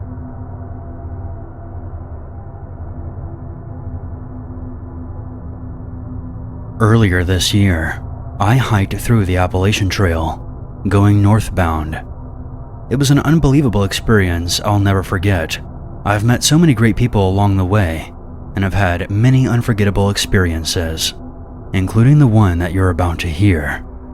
I was in Vermont, in an area called the Glastonbury Wilderness, which is located near the infamous Bennington Triangle. I was hiking alone at the time. The rest of my trail family, were all within a mile of each other. We were scheduled to meet up at a hostel that night. While I was hiking through the wilderness, I noticed that the forest and the mountain had fallen silent. No birds, no critters, even the wind had stopped. I have a background in forestry, and I've done a fair amount of backpacking before, so I know that the lack of sound usually indicates a large predator is nearby. This has happened before, so I wasn't immediately terrified. I took note of it and hiked onward. About 10 minutes later, on my right side, toward the mountain, something big began thundering toward me. Heavy footfall echoed through the surrounding trees. I stopped hiking at this point, as I felt the hairs on my neck and arms stand up. I was looking through the trees to see if I could spot something. Maybe another 10 seconds went by, when something at least 7 to 8 feet tall stood up and looked directly at me from behind some rocks and fallen tree trunks. I'll never forget how intense that primal fight-or-flight response was. "Fuck that noise," I said, as I hauled ass down the trail, making sure I made lots of noise while doing so, as you're supposed to do when bears are nearby. At that point, I assumed it was a bear. I caught up with one of my hiker friends, and she said that I looked pale and terrified. I told her that I was fairly certain I saw a bear maybe a quarter mile back, and after calming me down a bit, we both began laughing, as this was my first bear encounter. Now, if this was the end of the story, I would have totally believed it was a bear, and while it was scary at the time, I wouldn't have thought too much about it, as hikers often see bears on the trails. It's a common occurrence. It was what I heard a few days later that really frightened me. A few of my hiker friends and I caught a ride from a shuttle driver so we could go to town and resupply. We were all chatting, and the driver asked us if we had any crazy experiences. I didn't mention my encounter because I thought it was just a bear. After more conversation with the other hikers, we asked him if he had any crazy stories. He told us that just a few days prior, the same day that I had my encounter, he received a call to pick up a hiker from a road crossing just outside the Glastonbury Wilderness, exactly where I was. She informed him that she was quitting the trail and asked to be taken to the airport. When he asked why, she told him this: "I heard a baby crying in the forest. When I looked around, I saw something that was way too big to be a bear. It was coming right for me." This apparently spooked her so bad that she fled the forest. That's when I told the driver what I had experienced on that same day. "Whoa, that's crazy. I'm glad you made it out of there alive. Listen, I've camped and hunted around this area all my life, and I can tell you that we really don't get much bears around here. In fact, I can't recall a single instance of a bear being spotted anywhere near those trails. Maybe a moose every once in a while, but that's it. However, I've heard stories of some kind of deranged cult living somewhere deep in the forest. Over the years, many hikers have reported being stalked or attacked by people dressed in animal hides. And the game wardens have never found anything, but still, I've heard too many stories just to dismiss it as a rumor." I'm not sure what would be scarier, seeing Bigfoot in the wilderness of New England, or seeing some psychopath dressed up as Bigfoot in the wilderness of New England. Either way, this is definitely one of my more memorable hiking stories.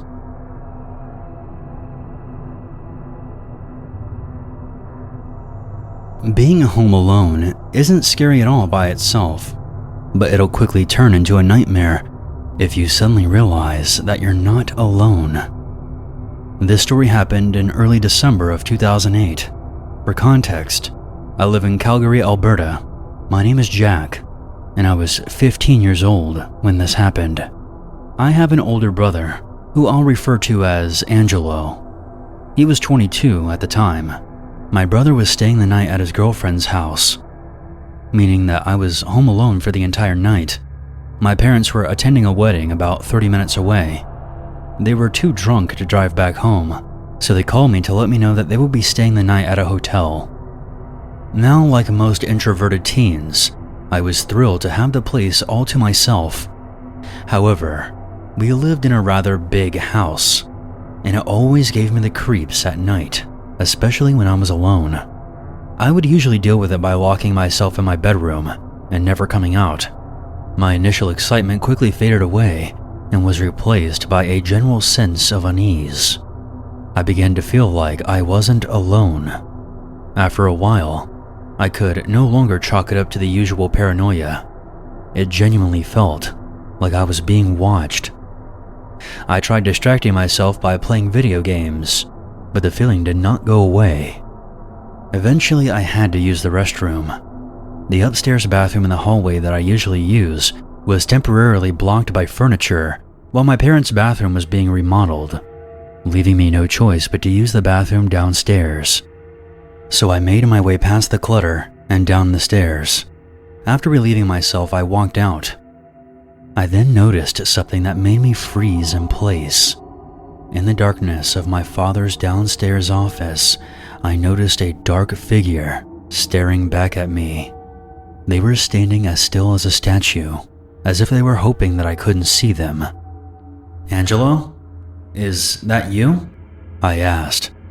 Suddenly, the figure scaled my father's desk and came rushing toward me.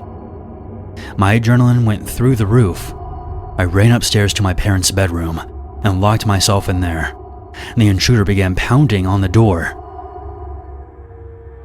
and even tried to kick it in. Thankfully, the door was pretty solid and could withstand his assaults, but I knew that I would have to call the police. It was only a matter of time before he managed to break the door. But to my horror, I realized I left my phone in my room, so it was basically impossible to call for help. However, I got lucky. I heard several footsteps running up the stairs, followed by, "Drop the knife now and put your hands in the air." After some commotion, "It's the police. Is there anyone else here?" I carefully came out of my parents' bedroom, and there were several police officers in the hallway. They told me that our next-door neighbor had seen the intruder entering my house through the back door. They took my statement, arrested the intruder, and hauled him away. Later on, my parents came back. They had already heard everything that happened after the police called them. My brother also heard about it too. Angelo apologized for forgetting to lock the back door. I'm really glad that our next-door neighbor contacted the police. I might not be here otherwise. This experience has left me forever traumatized, to the point where I refuse to ever buy a house, even all these years later. I now live in a 2-bedroom apartment on the highest floor of my building, and I feel a lot safer for it.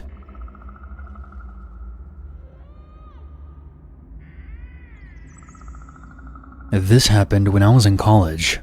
I lived in Isla Vista, a student community at UCSB, notorious for being a party school, and it fully lived up to its reputation. I like partying, but holy shit, these people were off the wall. As such, there were a lot of students who put themselves in dangerous situations, drinking way too much, not being careful, and forgetting to lock doors, etc. It had a very isolated vibe, and anyone who was hanging around who wasn't college-aged immediately looked out of place. One night after having a few drinks, I came home to my small house where I lived with my 2 roommates. It was probably around 2:30 a.m. We were all serious students, and when we partied, it wasn't your typical UCSB mega rager, more like a small get-together with friends. We would often have a few people spend the night, sleep on our furniture and our beds, as the case may be. That night my roommates had somebody over who I didn't know, and I saw that this person was sleeping on the couch. I didn't turn on any lights because I didn't want to wake him up, but as I was passing by the couch to enter my bedroom, I noticed the figure was lying very stiff. He gave off a strange vibe. It was like he was putting all of his energy into being as still as possible. I paused, and the guy quickly jerked his head to face me, without moving his limbs. It was so fast that it startled me. I could see his wide open eyes glinting in the dark. Figuring that I might have startled him, or perhaps he was drunk, or maybe on some kind of stimulant and was unable to sleep, I just hurried past into my bedroom and locked the door. That guy made me nervous, and I wasn't taking any chances. Eventually, I fell asleep.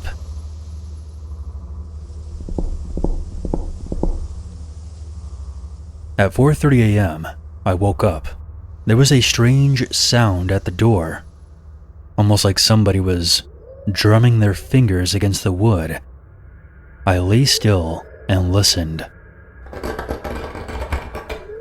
There came more sounds, like somebody scratching the door with their fingers, which got louder and louder. It was clear that he was using both hands and scratching as fast and hard as possible. It created an extremely loud and intimidating sound that filled me with fear. I grabbed my phone and texted my roommate, "Hey, your friend is freaking me out.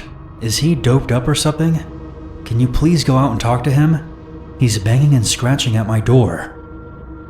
She didn't respond, probably because she was sleeping. I texted my other roommate, but the end result was the same. Keep in mind that the scratching had been going on at this point for a couple of minutes. I have no idea how he could have sustained it. Scratching a wooden door with your fingernails can't feel that good. He also grabbed at the doorknob and tried turning it. Because neither of them answered, I decided to call and wake them up. I know it sounds dumb, but there was something seriously horrifying about being teased like this through the door.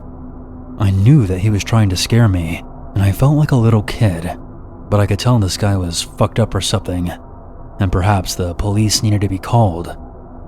I wanted to loop in my roommates though, since it was one of their friends.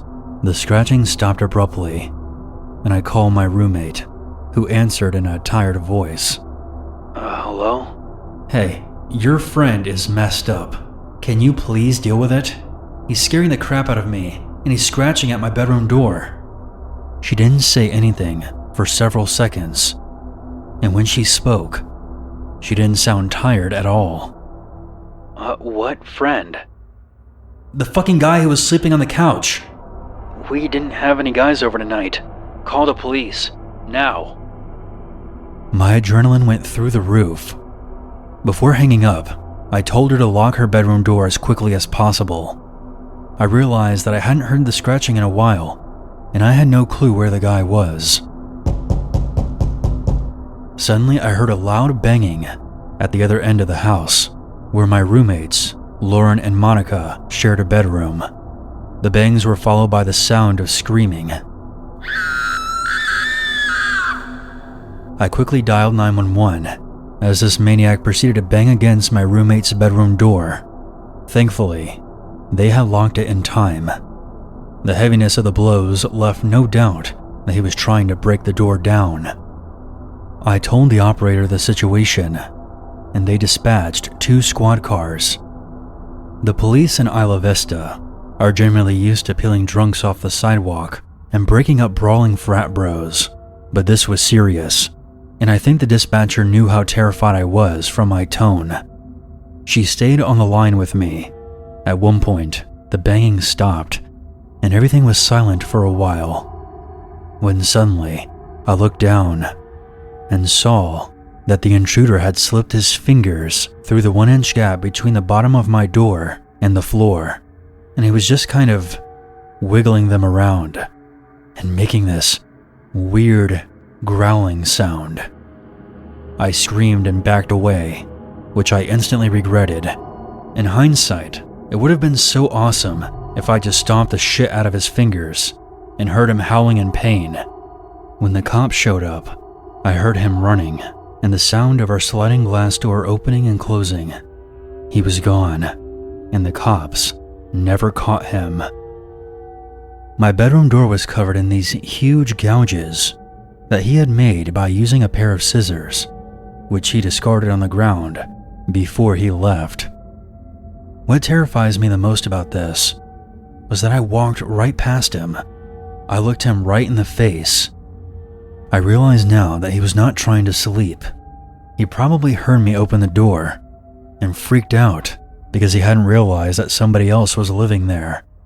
He was lying so stiff because he was trying to blend into the couch.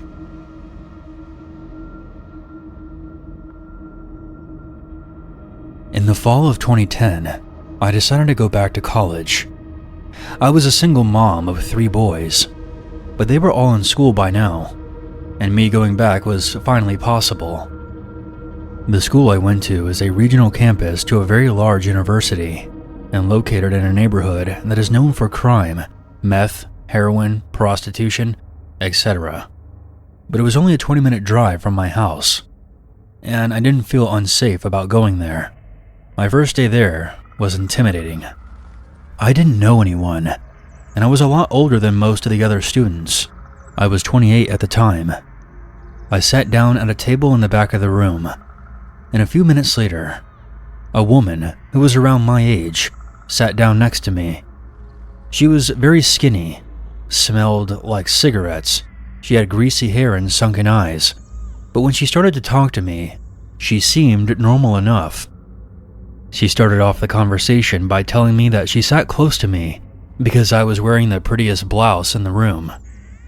Strange, but as an awkward person, I give a lot of leeway for people who say or do awkward things before I think too much of it.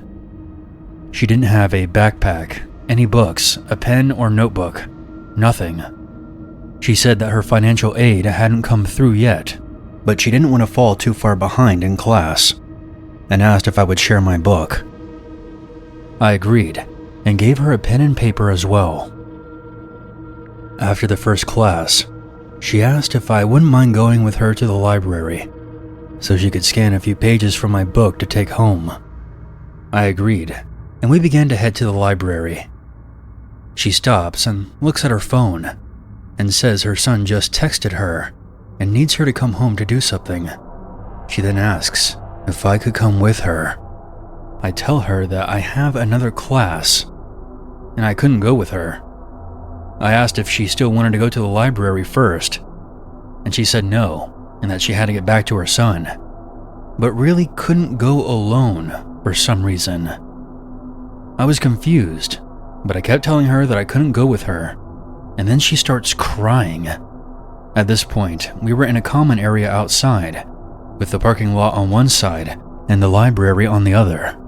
I didn't like being outside, away from people, with this woman anymore. She got really upset and started screaming at me, basically cursing me out. I don't remember how the interaction went exactly, because I was in complete shock by how quickly she transitioned from being friendly to crying, and now screaming in my face. I turned around and began heading toward the library. I pulled out my phone and called my friend so that I would have someone else aware of this lady if she tried to do anything more than just scream at me. I get to the library doors and watch her. She was now standing at the edge of the parking lot. A car then pulls up next to her. The man who was driving was obviously upset with the woman. They were arguing, but I couldn't hear them from where I was. Eventually, she gets into the car and leaves with him. The next day I was dreading class because I didn't know what this woman's attitude would be the next day, but she wasn't there. In fact, she never came back to class. Looking back, I'm fairly certain that she wasn't even a student there, and for whatever reason, she was trying to lure me away. I wish I knew what her intentions were, but at the same time, I'm glad that I never had to find out.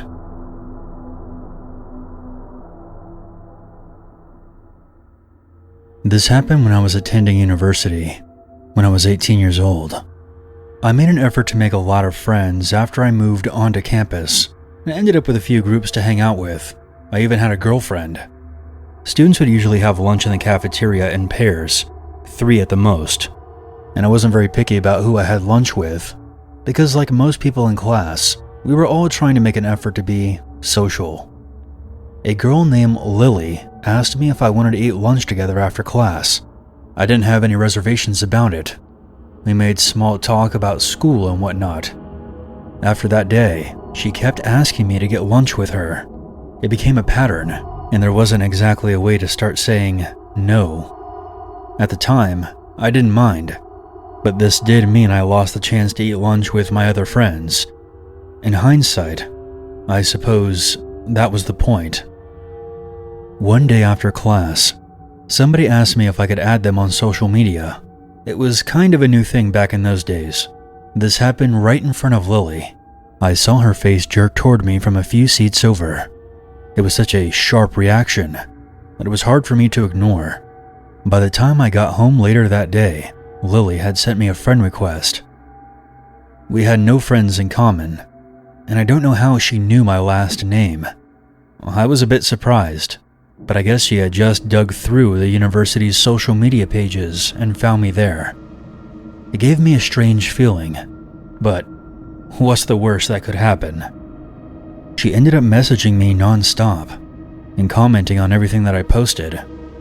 I told myself that she was just socially awkward, but whatever. I've known worse people, or so I thought. She still always got me to eat lunch with her. Other than that, we rarely spent time together in person. I saw her around sometimes, but I never went out of my way to go hang out with her, so it was mostly online messaging and seeing each other at lunch. Coincidentally, my girlfriend was also named Lily. This was something that clearly bothered the other Lily. She occasionally hinted that she wanted my girlfriend to pick a different name, or joked about her name not suiting her. She obviously didn't like my girlfriend at all, and I had an idea of why. It was hard to ignore by this point. Lily was starting to subtly hint that she had a crush on me. I tried not to address it because what was I going to say? I've never known what to do when a friend makes a pass at me. I was also not interested in dating her at all. Even ignoring the weird stuff she pulled, Lily was just not my type. She tended to dress and act like a 1950s housewife and one of those adults who is still obsessed with Disney princesses, if you can imagine that. Things took an uncomfortable twist on the day of our last shared class of the year. Instead of asking me out to lunch, like she usually did, Lily asked me if I could go walk with her. Again, I didn't know how to refuse. Our campus was bordered by a large patch of woodland. Lily led me into the woods. The sounds of our fellow students slowly faded away. She sat down on a log, and I reluctantly joined her. She began talking about how she was going to miss me over the summer. I tried my best to placate her, but honestly, I didn't want to be there, especially because she seemed to be on the verge of tears. I think I tried to make an excuse about having plans with my girlfriend, but before I could leave, Lily kissed me without warning. It was uncomfortable, to say the least.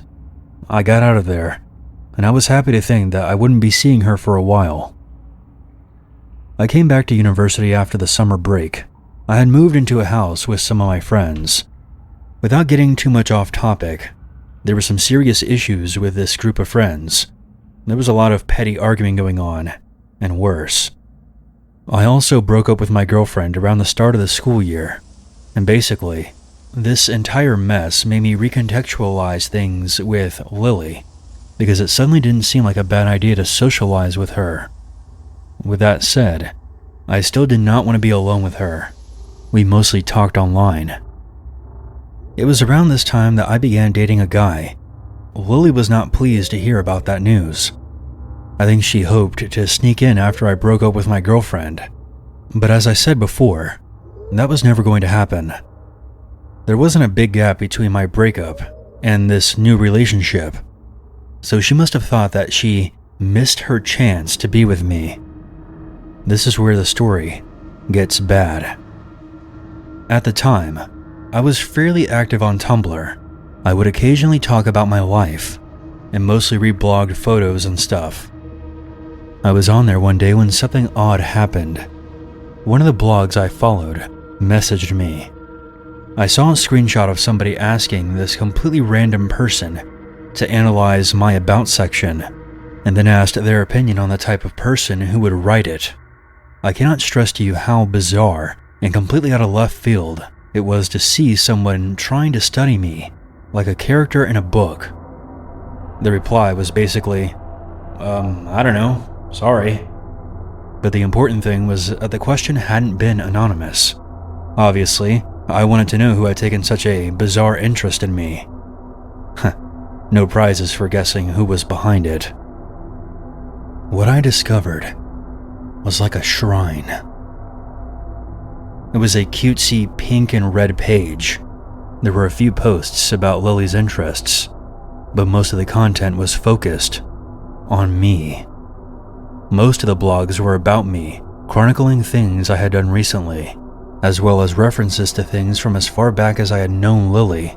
It was clear that she had been keeping tabs on me, both online and offline, gathering up every scrap of information she could about my life and filing it away in her collection. She talked about us eating lunch together and how special our dates were, as if it was something more than just acquaintances getting food after class. She talked about the time that she kissed me in the woods, but she made it sound like it was mutual. She quoted lyrics from my favorite songs and talked about how she would always be there for me, no matter who else came into my life. Lots of references to loving me just the way I am. Things got worse. There were a lot of posts about my boyfriend. These were clearly psychotic. They talked about how he didn't deserve me, and he didn't know what he had, and that if she was with me, she would be jealous of anyone else who came near me. I don't like thinking about what kind of person would write so obsessively about their fixation on me. One thing that didn't make sense initially was that the blog also referenced Lily's best friend, Steven. She had never mentioned this person to me before. Her post talked about how Steven was such a great friend and how they had so much fun together and he would always look out for her, etc. I was trying to work out if this Steven was an online friend when one specific post made it all click. Steven sent this to me. He knew that I would love it. The problem was, the photo was taken from my own page. She was claiming that this fictional best friend of hers shared it with her. So in her messed up fantasy life, she split me into two people. I was both the perfect best friend who was always looking out for her, and her soulmate who was bound to end up with her when I finally got over my boyfriend and all these other easy girls I hung out with. Believe it or not, Lily had an audience. She asked open questions about me in regards to her relationship with me and got comments from her followers, people who took what she said at face value. I saw a bunch of random people agreeing with her and enabling her stalking behavior. Lily had constructed this fake, intricate fanfiction version of my life for anyone to share their opinion on, and she made herself out to be the hero. I went maybe a month back into this page's history. I did not look at everything that was there. Frankly, it made me sick. I'm not sure how long this had been going on for. I messaged Lily and confronted her about her fucked up little stalker shrine, and she said nothing. I cannot stress to you how weird it was to have found pages and pages dedicated to me, with her talking about how she was in love with me and would make sure that we ended up together, creating this messed up fantasy with two different versions of me in it. And when I confronted her, she acted like it never happened. She eventually deleted the page, or at least changed the name so that I couldn't find it. No way was I ever going to hang out with her again, but we still shared a class, and she was starting to scare me with what she might do next. I'm a paranoid person by nature, so knowing that someone was obsessively keeping track of me for who knows how long freaked me out. The next thing she pulled was trying to seduce my boyfriend. It was an absolutely useless attempt that only made him feel awkward. He told me about it right away. What was her plan there? Did she hope that he would cheat on me with her and then wait for me to break up with him? When that dumpster fire of a plan failed, she tried hitting on 3 of my other friends. None of them took the bait. She ended up dating one of my former roommates for a while, but made sure to send me messages while they were together, letting me know that she would rather be with me. Bleh. No thanks. Lily made sure to stay in my life the entire time I was at that university. There was a time when I tried to pull away from her, and that's when she started rumors about me, which damaged career opportunities that I had put a lot of work into. I don't know what else she did behind my back, but it made me realize it was safer to let her think that she was part of my life rather than doing something that would cause her to get angry. After I graduated, Lily was still trying to claw her way back into my life. I almost stopped posting on social media entirely by this point. Of course, she didn't give up that easily. She tried to start conversations. I usually just ignored her. I didn't like to think how she was still tracking me online. The last time we had a real conversation was when she messaged me out of nowhere, and thinking about what transpired makes my skin crawl. But I'll summarize what happened. She started asking me very personal questions about my sexuality. I really didn't want to talk about that with her, but I told her some basic stuff. Then she changed the subject and began talking about how would I feel if she was a boy. There was something seriously wrong with this girl. I tried telling her not to pull this crap with me, but she responded by sending photos of herself, followed by a bunch of messages, maybe 4 or 5 a minute, way too fast for me to reply before the next one arrived, basically quoting back what I had told her about myself as if she was role-playing as me, trying to absorb my history like some kind of parasite. I cut off all communication with her after that. I eventually deleted her from all of my social media pages, which was the only real way she had of contacting me now. I really thought that she might have finally moved on, but only a few days ago, she sent me another friend request. It's sitting there unanswered, because I know that if I delete it, she'll only send another one. For some perspective, Lily and I first met nearly 12 years ago. This story here is just the highlights, and even then, it's only the stuff that I know about.